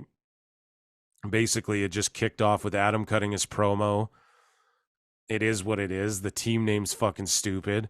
We have Orange Cassidy versus Dante Martin. Cassidy wins. Who gives a fuck? Private Party come out and interrupt. And then they announce their returns while a bunch of trios are fighting. Private Party come back and the crowd anti-pops. And they're like, we're breaking up from the Hardys and we're a team again. So good for them. I guess they're back together, whatever. And then Malachi Black and Buddy Matthews are going to take on FTR. Cool. Which they did on Collision. I'll talk about Collision, whatever. I watched it. It was what it was. Same with Rampage. But anyways, though, and then, like, whatever. What I want, this is the main thing I wanted to talk about. So, I don't know. Christian Cage has a State of the Union thing. Fucking stupid. They're chanting for Luchasaurus. We're going to get Luchasaurus versus Christian down the line. Whatever. Lucha having more heel and babyface turns than fucking Big Show. Same as Sammy Guevara. Yeah, and then we had Darby Allin take on Takeshita, which was a solid fucking match. Takeshita just whooped the fuck out of him. And then we had a Continental title eliminator with Trent Beretta, Brian Cage, fucking... Brian Keith and Vikingo, and like one of these guys are going to challenge Kingston. Why would any of these guys get a shot at that belt? It's so stupid. And then, yeah, we had Swerve beat Garcia. And again, Garcia's just 50-50 booked. He's a dick wiggling goof. Hangman comes out. They brawl. Cool. What I want to talk about, though, is Mariah May. She had her first initial debut. And people are going, oh, the Mariah May, Tony Storm story? That's not a story, guys. Mariah May just showed up and started standing her. And I broke Twitter. I didn't break Twitter, but I pissed people off again because I fucking tweeted out, crowd gave Mariah May no reaction because she randomly has just been hanging with Tony Storm, and AEW just expects everyone to know she wrestles. So she got no reaction when she came out for her match. And I wrote they popped harder for Queen Aminata, who was jobbing to her, which they did. And Queen Aminata's a nobody, no offense. I like her. She's a great worker. I've been watching her since Dark and Dark Elevation. But she didn't even get an entrance. And Mariah May, they popped harder for Aminata. So that's just crazy. And then, so Mariah May wins. The match goes a little too long, whatever. And the match was whatever. It just fell flat. And this isn't a fucking story, but this got people mad. But there was a lot of other people who agreed with me, though, who were like, no, I am a big wrestling fan and I enjoy Tony Khan. There's people who like, I disagree that Tony Khan's a bad booker. They're like, I like his shit, but I didn't even know she was a wrestler either. You know, like they were like, I didn't even know who she was when they both came down. I was like, what the fuck? I didn't even realize that was the Tony Storm girl type thing. So that's crazy. And that's the truth, man. And then right after this, Mariah May gets the win. The crowd doesn't care. And then they're in New Jersey. And then all of a sudden, music hits. Deonna Purrazzo. signs to AEW. Shout out Deonna Purrazzo. So I tweeted out, good for Deonna Purrazzo. She's probably getting a huge bag, but they just buried Mariah May horribly with this debut. Might as well have pissed in her mouth. They'll hopefully both get pushed and not flounder in AEW like the entire women's division. Happy for Deonna. And I truly am. But you know, it's sorry guys, I'm writing something down. I am happy for her. You guys know, if you listen to the show, I put Deonna over all the fucking time. But the thing is she like, what is she gonna do? Flounder there? Like, they just had Rosa come back, and all they do is just two women have a match, and then a woman comes out. So Riho did that twice. They had Mariah May do that once or twice. Thunder Rosa did that for Abaddon. Deonna Purrazzo just did that. Like, the exact same thing. It's just women have a match, woman comes out, and that's how they debuted Athena, Paige. That's how they do everybody. And it's just like, God damn it, man. Like, get some better fucking storytelling. Get some better goddamn booking. But Purrazzo comes out in her home state, gets a big pop. And she's been in AEW before. She's not like a game changer or anything, but, I don't know. I think she'd be good in WWE, but they let her go from NXT. So she's making a name for herself, probably getting paid more than she ever has. And good for her. I'm very happy for her. And hopefully she does great things in AEW. They have a stacked women's roster. I think they should do a fucking brand split. That's just me. But if it's me, I'm begging for an extra hour of Dynamite so we can flesh out stories, make it a 3-hour show, and then I'm splitting the rosters, and the other roster gets the 1-hour Rampage, 2-hour Collision slot, and I'm taping those shows, and those shows are one brand as well, so they get 3 hours a week or something like that. And then I'm taping them to make them the best that they possibly can be. But anyways, Deonna Purrazzo, though, she just stepped on Mariah May's debut. Like, Mariah May just got outshone here by Queen Aminata and then Purrazzo. And then now, like, who's gonna win? Like, Mariah May and Purrazzo got to fight. Who's gonna win that one? Like, now, and they were calling Mariah May like a generational talent and shit on their TV. So, like, you're dumb as fuck if you don't see where I'm coming from on this. Of like, bro, they fucked with Mariah May there big time. So just getting text guys and stuff. So yeah, shout out Purrazzo, but that is what it is. Now, okay, I'm going on and on. The moment you've all been waiting for. So Jericho showed up on this Dynamite, or he didn't show up on Dynamite, and he's been radio silent. And he fucking was on Rampage, cut a little promo, and he got fucking booed. He got booed on Collision. And they're not calling him Le Sex Gods with Sammy Guevara. They're just calling him Jericho and Guevara. And we're going to get into all of the Jericho shit, circling back to that. So earlier in the show, let me get hydrated.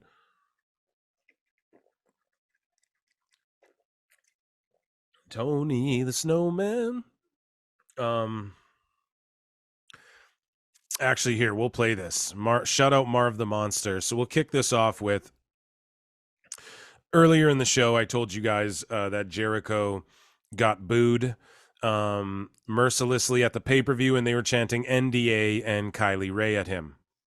We're about to dive into all that. Shout out my man Marv the Movie Monster, Marvin the Monster. Shout him out at Movie Marvin. That's my guy. Look out for collabs with us and some content in the future. I'm going to get him on the podcast here soon. He's a puppet. I'm friends with literal fucking Muppets and puppets now. Here's a song he made. We'll kick it off with this while I get hydrated here. Here is a Chris Jericho parody. My mind, and this song came out before all these accusations started coming out, and you know, before all these accusations came out and all of the gist of it. So while I fiddle around and diddle on my phone, so luckily that song for Jericho, well, not luckily, I guess, but you know, he could have had, Marv Movie Monster could have had, What Have I Become? Oh look, yeah, I'll let him play while I talk. He could have had more ammo because this song came out before the fucking accusations even hit. Now Tony is and which we're gonna get into, but ideas in my mind. Is there someone left for me to be on the roster Wednesday night? Dynamite, Jericho. the gym and got So what happened here is on Christmas Eve, Jericho had a fucking melty. He had a melty, and I'm gonna pull it up here. And okay, after getting roasted by Black Twitter. Marv's still going. He did this parody's too long. I enjoy them. I enjoy them all, and all of his bars are solid. Like none of them are weak, but it's just like it's just too long of a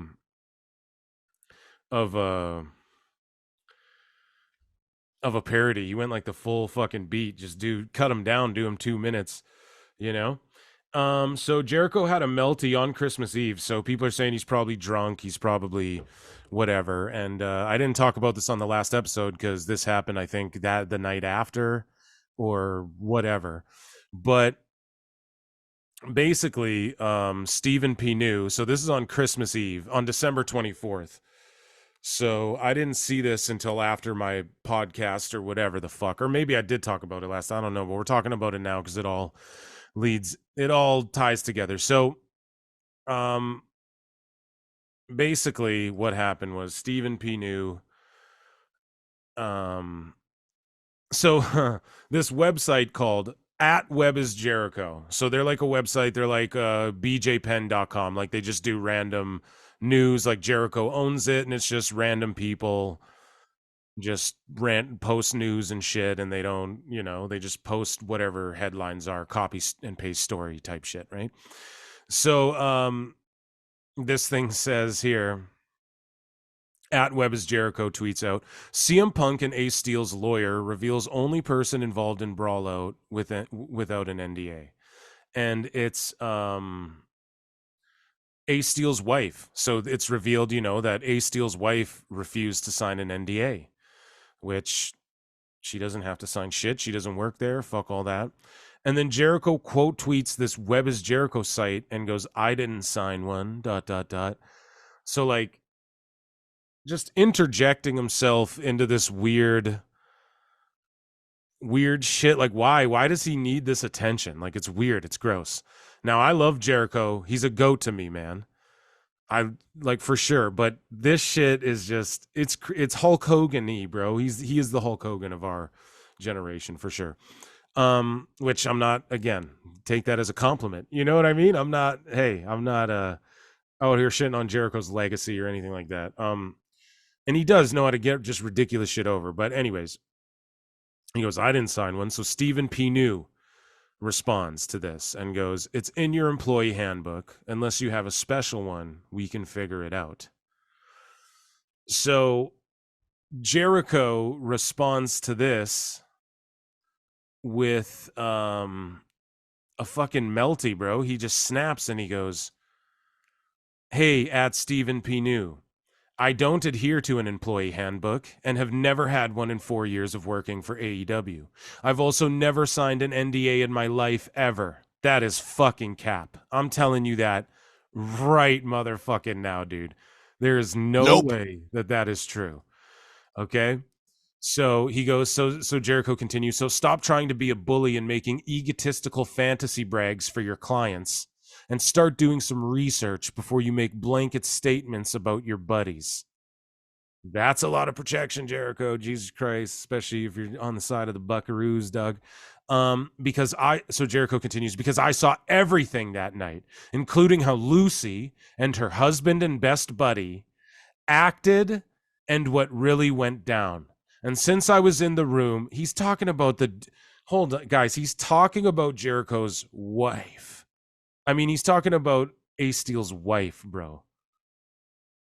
Now, Jericho is the last motherfucker who should be talking about other motherfuckers' wives.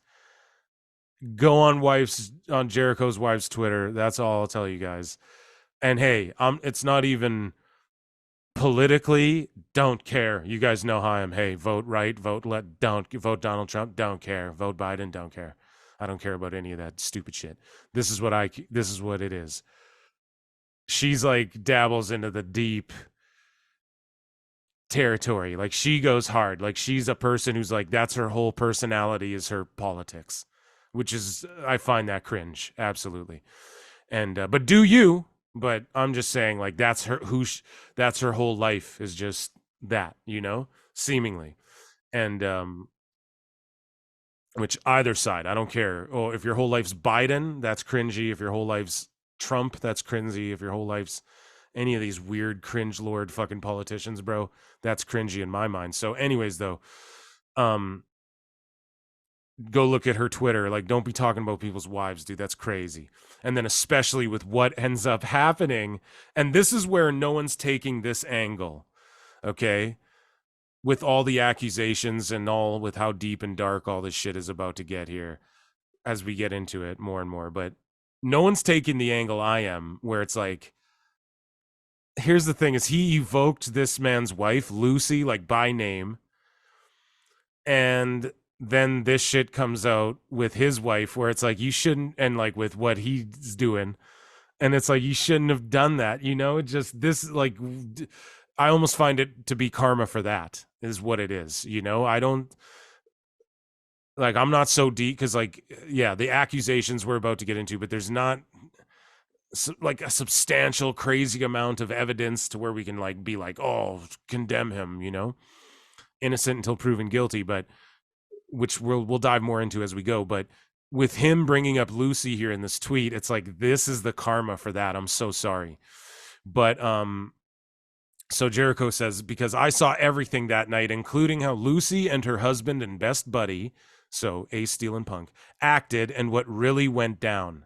And since I was in the room and watching her and everybody else the whole time, Jericho, you weren't in the locker room. So you don't know, like, okay, Jericho, you're on camera slapping a woman. You understand me? You're on camera slapping a woman in the fucking face. Okay? When people are taking pictures of you and you're trying to get in a car, dude. Are you, did you act in what really went down and you're disgusting? Jericho goes on to call these people disgusting. Were you disgusting? Or in context to the situation where there are people like assaulting you, dude, and they're shoving shit in your face and you can't get in your car and they're saying fucked up shit. And this woman puts her fucking hands on you and then you fucking strike. And I'm not condoning that, but like in context to that scenario, you weren't being a fucking scumbag. Although that's crazy. You'd fucking open hand slap a woman. I think that's fucking crazy. But it's like, you don't know Lucy. If you, Jericho, you saw them in the hallway brawling. So you don't know what went down in that room to where now, guys, okay, let's finish with, okay, there's a lot to get to here. Anyways, extra long episode, PWT, yeah. So Jericho, though, he doesn't know, like, he just saw in the hallway. So saying they acted disgusting, like, you don't know, like, you don't know what was going on to where it's disgusting act or not, because you didn't see what happened in that room. Do you know what I mean? Reaction, rather. Because it's all a reaction. What everyone can agree on is the Bucks ran up in that room aggressively, everyone, and even me. I've heard some insider shit that I'm whatever, I don't go based off, but I'll tell you guys in a minute what someone was telling me who insists, and this is a pretty reputable person as far as I'm concerned, and I'll talk about this in a minute, who we were debating this whole Jericho shit and what really happened at Brawl Out and stuff. And okay, so anyways, let's move along here. So Jericho says, I was in the room and watching her and everybody else the whole time. I know exactly what really happened. And considering you weren't there and I was, maybe you should shut your mark ass up, because what really went down was disgusting. And it's like, so you're calling this guy's wife fucking disgusting. Sorry, I'm screen grabbing this for the thumbnail. You're calling her disgusting. I mean, it's crazy. Like, what did she do? What the fuck did this Lucy girl do? Yelled and told them to stop fighting, or maybe she was pulling hair. They jumped Punk, bro. That's what happened. Everyone can fucking try and act like that didn't happen. That's what happened. So, I don't know, man. I just think this was unhinged of Jericho to say. And then Stephen P. New responds and goes, "Thank you, Chris. We will just attach this tweet as Exhibit A. Merry Christmas." And yeah, I mean, this is just, if Jericho's not signing NDAs, then it means, and I got in a big debate with this with a person who, there's somebody who runs a YouTube channel that's a wrestling YouTube channel. I have to be vague about this because I just told them I wouldn't stooge. But there's somebody who runs a big pro wrestling YouTube channel, and it's a very unique and awesome channel that I love.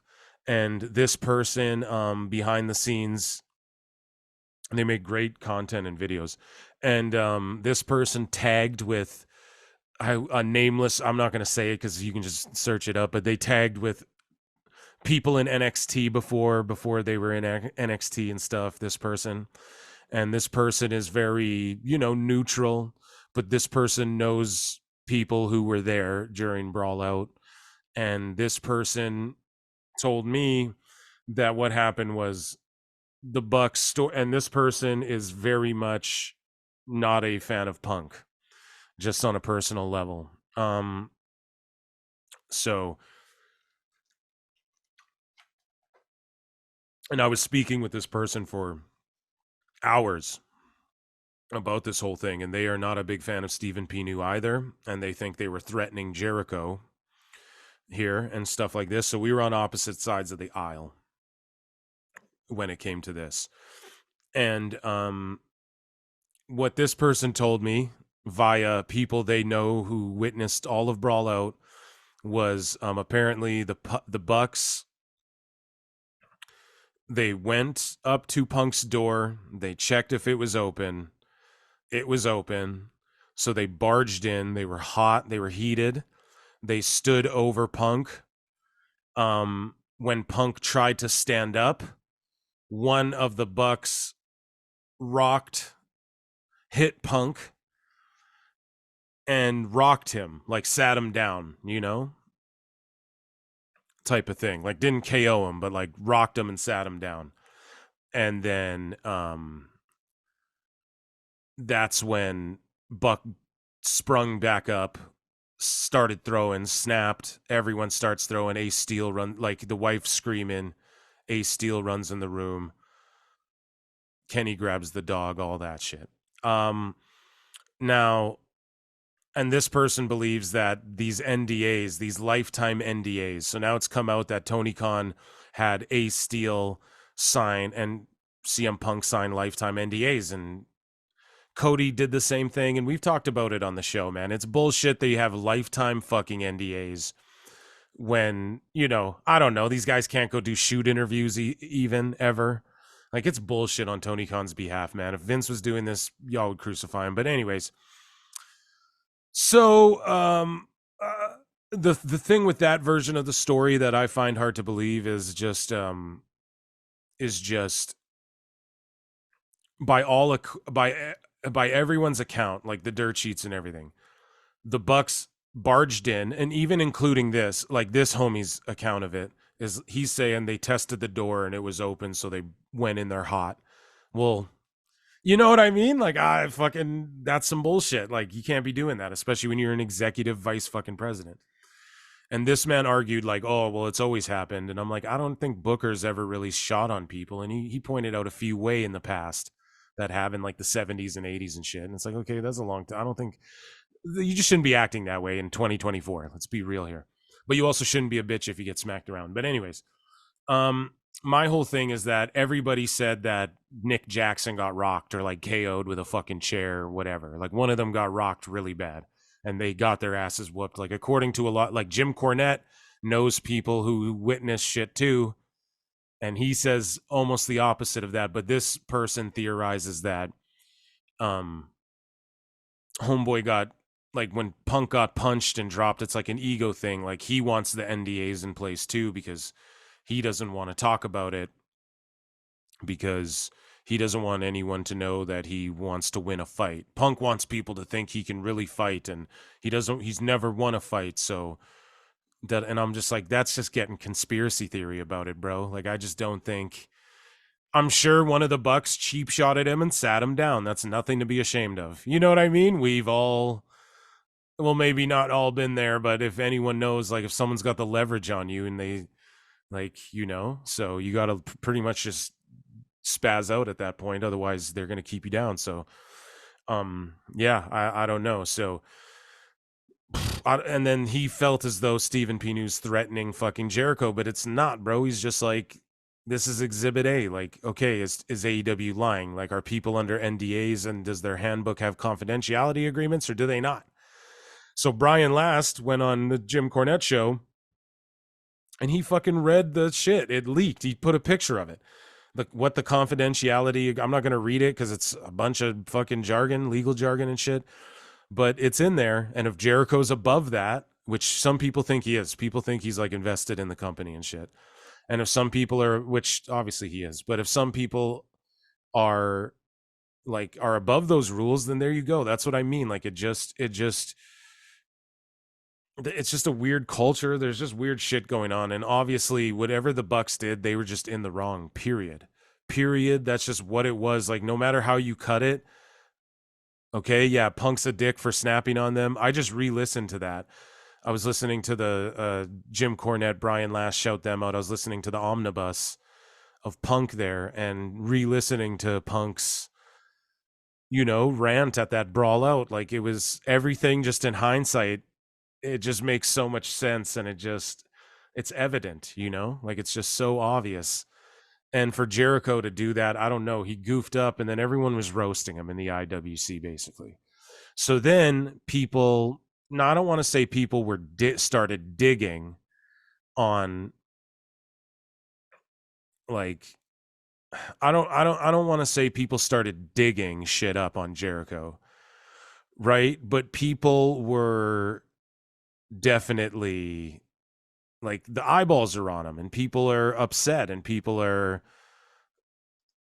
saying, like, dude, you went crazy and all this shit. And so, like, for instance, Jim Cornette responded to him, speaking of Jim, and he goes, at the Jim Cornette goes, God, Chris, it's Christmas. Slap Tony's dick out of your mouth. You've got his dad's money the next 10 years, and the Buckaroos will still let you play with the cool kids. You don't have to tell the truth. Just quit lying. Punk is sorry he made a difference in AEW business, and you haven't. And it's like, damn, dude, fucking, I don't know, though. Jericho has made a difference in the business, but not in the long run. And in the short term, at the beginning, he did. But Punk was making long-term, he's having a long-term effect overall on shit, bro. 100%. Just look how many people fell off once he left. So Jim Cornette responded to that. And then other people were responding. So here, sorry, I'm scrolling around trying to organize these. So Dave Meltzer, Dirty Dave, gave his thoughts on this shit, and then we'll go back to the tweet. So Dave goes, so somebody quoted and said, wasn't Jericho in the, this is on Dave's message board. So one of his stands goes, wasn't Jericho in the press conference when this was going down, alluding to Brawl Out? And Meltzer goes, no, people are saying that. I was in the same vicinity, saw the policeman running right past the press room, close enough that the idea somebody broke down the door was laughable as we'd have heard it. Okay, fair enough. You don't have, no, okay, I don't believe for a second they broke or kicked the door down. I never thought that. I just felt they barged right in, which someone can barge in and you wouldn't have heard it. It was well before Jericho came. Also, when Jericho came into the press room, the first thing he did was whisper to Tony Khan about what had just happened, which was the first Khan learned of it, and then was amazingly professional in answering everyone's questions and not letting on about anything. Fucking Jericho. So then someone says, I'd argue the contrary. Executives have to hold themselves to a higher standard. If an employee or contractor acts like an idiot, this is what someone's saying too, Dave. you don't act like an idiot with them or on their level. The proper play on that day would have been to walk away and address it later with cooler heads. Seeing as Punk was high paid with Tony's support, they should have gone directly to Tony, not to Punk. By confronting CM Punk in an agitated state, they were not acting as adults, or more importantly, as executives. And then Dave said, are we forgetting Punk said that if anyone has an issue with him, his door's open? And this was maybe 30 minutes earlier. Granted, I know to defend Punk in this situation and make Mega the heel, we have to pretend this never happened. But unfortunately, I was in the room where he clearly said it. Yeah, but the thing is why would the EVPs with their friend, who's like a talent relations guy, and a lawyer run in there for a fight? Like, what the fuck kind of weird, like, that's just a whole weird scenario. Like, if you can't see that, you're fucking crazy. But anyways, also, if Dana quit because Tony took Punk's side in the brawl, why did she stay so long, and why did the Bucks re-up? Okay, and then Dave goes, her contract expires at the end of the year. She turned down a new deal. She was living up to her contract. Fair enough, but you guys tried to make her the victim and shit, so...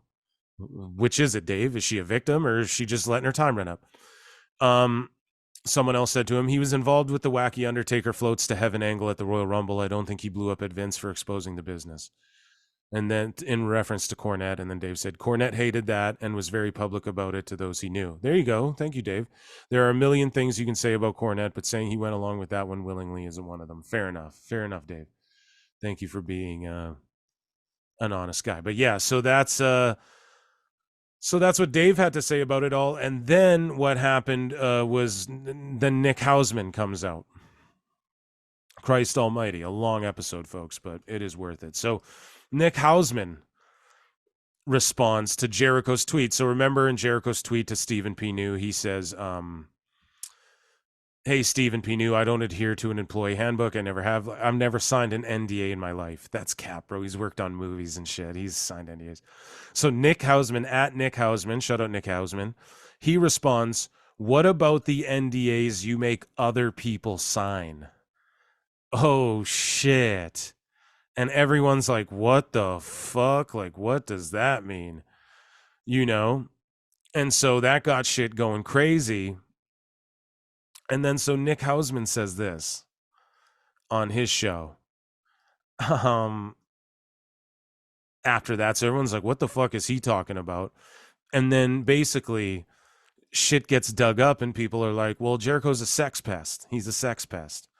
He's one of these guys, right? He's everybody knows it type shit. And I'm sitting there going, what? This is the first time hearing. I thought he was happily married, all this shit. People are like, yeah, but he says he has an open marriage. And then this one girl, I don't want to diss this girl, but man, she's a clout chaser on X. I forget her name. I'm not even going to plug it because she just chases clout. And her name's like, and all these wrestlers get in her DMs, right? Like all of them. And she'll release some of what like the Young Bucks have gotten in her DMs, right? And she'll release some of them, like, but she won't show like what MJF messaged her. But she has a DM from him, like you can see, but she won't show what it says. And it's pretty cringe. But Jericho tried to get in her DMs too. And so she's posting like, yeah, he's married, but like his wife wanted me to delete these shits. And then another girl came out saying some shit like that too. I don't know. Like there's girls saying that Jericho's like, in order to save his marriage, he's like begging him to delete DMs and shit. So, but then Nick Hausman says this, but that all kind of came out parallel and a little bit after this. So Nick Hausman says this. Obviously the Jericho part of it, for a lot of reasons, stood out to me. You know, one of the things that, you know, is so disconcerting to me about kind of the universal praise of Jericho, and I'm not going to deny the points that Max made about, you know, the impact Chris had in the early days of AEW. But when you have that kind of clout and you have that kind of power, it's very important to use that responsibly. And I just, you know, there are issues with Chris behind the scenes where I know of a lot of people who have been hurt by Chris and his actions. Damn. And, you know, it's very uncomfortable to me to see him lauded as often as he is with only the focus on that, because I do think that there's a lot of questionable stories about Chris that will find their way out over time and when people are ready to tell those stories. that will cast him in a very different light. I mean, look, Harvey Weinstein won a lot of Oscars. Harvey Weinstein produced a lot of very popular films. Harvey Weinstein is now in jail. I'm not saying that's going to happen to Chris, but your narrative can very quickly turn if you're hiding a lot of skeletons in your closet. So that is fucking crazy, man. So I'm going, what the fuck, right? Obviously the Jericho. And he compared his ass to Harvey Weinstein, brother. That's crazy, crazy, craziness. So then people go, well, yeah, that's why Kylie Rae quit AEW.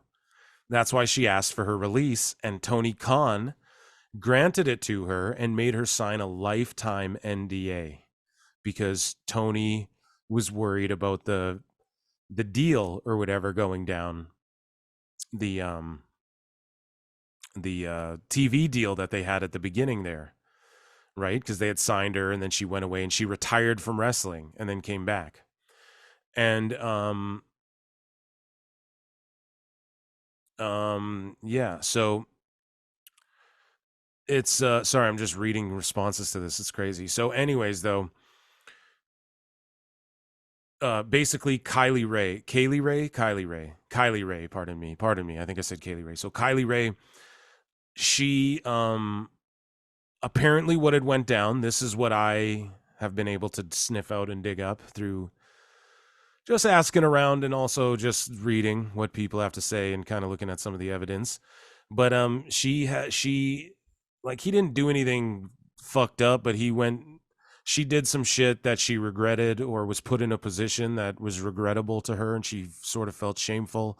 And so she asked for her release, and Tony Khan made her sign like a very tight-knit NDA in order to do the release. And she does love AEW, and she did like it there. And she's not even probably doesn't even hate Chris or anything, but somebody tweeted to her, posted something like, oh my God, or tagged her like, Kylie Rae, like, whatever, your trauma, like, we don't want you to go through this or whatever, like, you don't, something, right? And then and it was in response to this Jericho shit. And then Kylie Rae replied to that with a heart emoji, sort of implying like this isn't just baseless and out of nowhere. And so basically here's something, so this is like, apparently people knew this story, right? And so here's from like a 4chan or some fucking crazy thing, I don't know, but some wrestler who worked in AEW went on there and anonymously, so we can't believe all of this, but these are rumors that have come from other places too, sort of what this guy's talking about here. And I guess here we'll just listen to this. So basically they're explaining like this guy did an AMA in like a Reddit or like a 4chan or some shit, and he basically explains what Here he is asked, no clue how the shit that happens at those pay-per-view after parties doesn't come out. Why don't you elaborate then? Any relationships that form of the company start getting physical there. Jack and Anna Jay hooked up at one. Sammy and Tenera were already friends but just needed some extra... So there you go. Like Jack and Anna Jay at one of these after parties. Tony Khan throws these after parties. Jack and Anna Jay hooked up there, apparently. Okay, cool. Obviously that happens, whatever. They work together. And then they said Ty and Sammy hooked up. They just needed, he's saying right now, they needed some liquid courage, but they ended up hooking up, which, like, yeah, I mean, dude divorced his wife that he proposed to or whatever on fucking TV for Ty Mello, not blaming him at all. Liquid courage, if you know what I mean, to get physical. I heard Cardona Writer's Girl got very handsy with someone at one. So Chelsea Green was getting handsy with someone there. Ooh, that is fucked up and a weird accusation, and I refuse to believe that. Shout out Cardona and Chelsea Green, but I mean,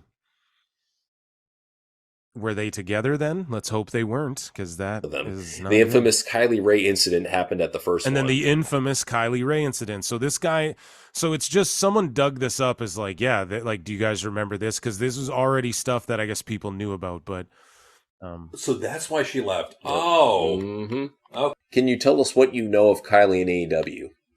I went into it earlier, but it basically something happened with Jericho. I don't think it was rape, but whatever it was, she regretted it bad, and it pushed her over the edge. Here he is asked. So basically he's saying that, and I've heard that too, like elsewhere, that basically like whatever, right? Just from all of this coming up.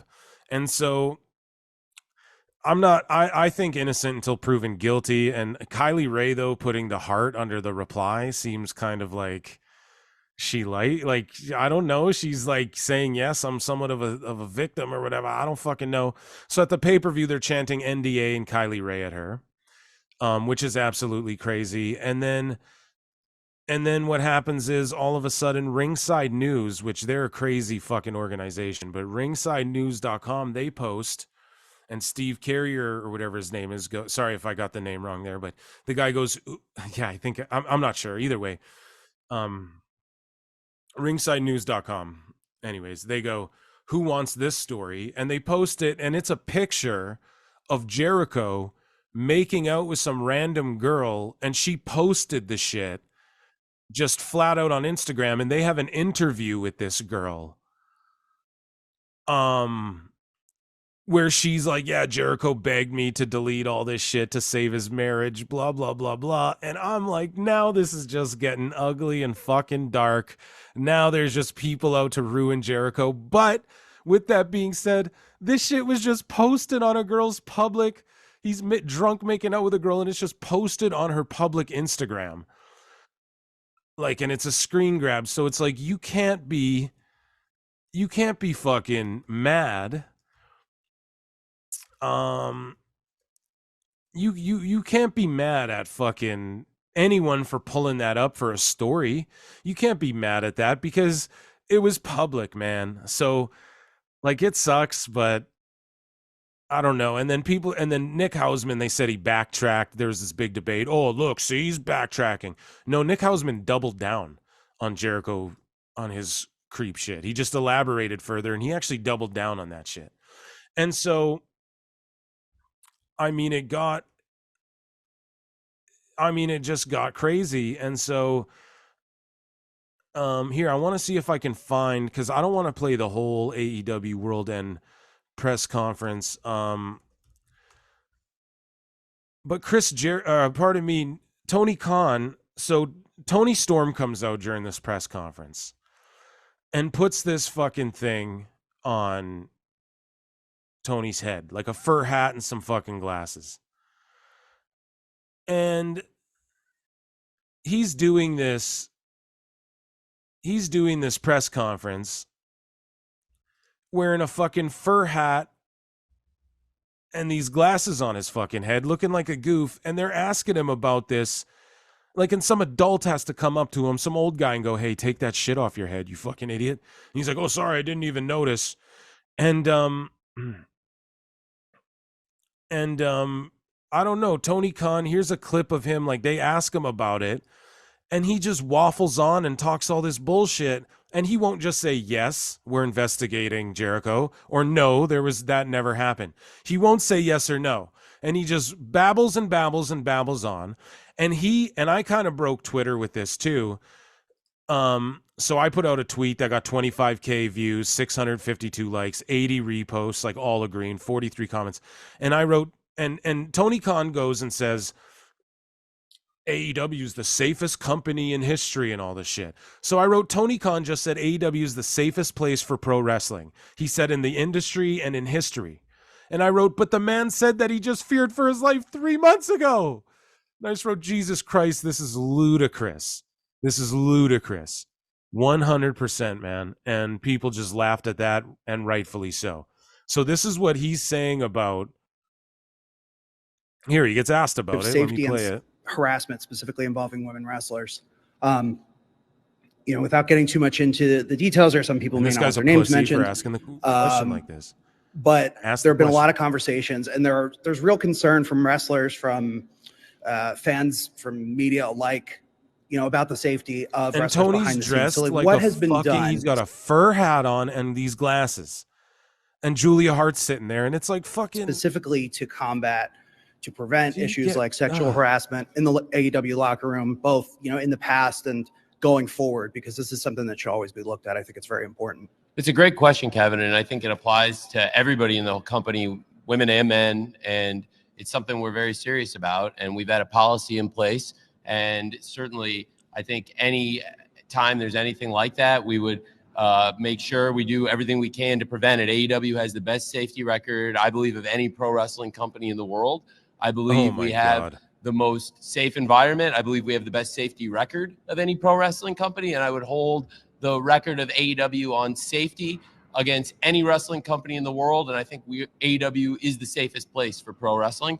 And if any of our wrestlers ever have a concern, they always have an open line to talk to me. And I believe anybody would sit here and tell you they always can talk to me anytime. So yes or they're no? Concerned about anything.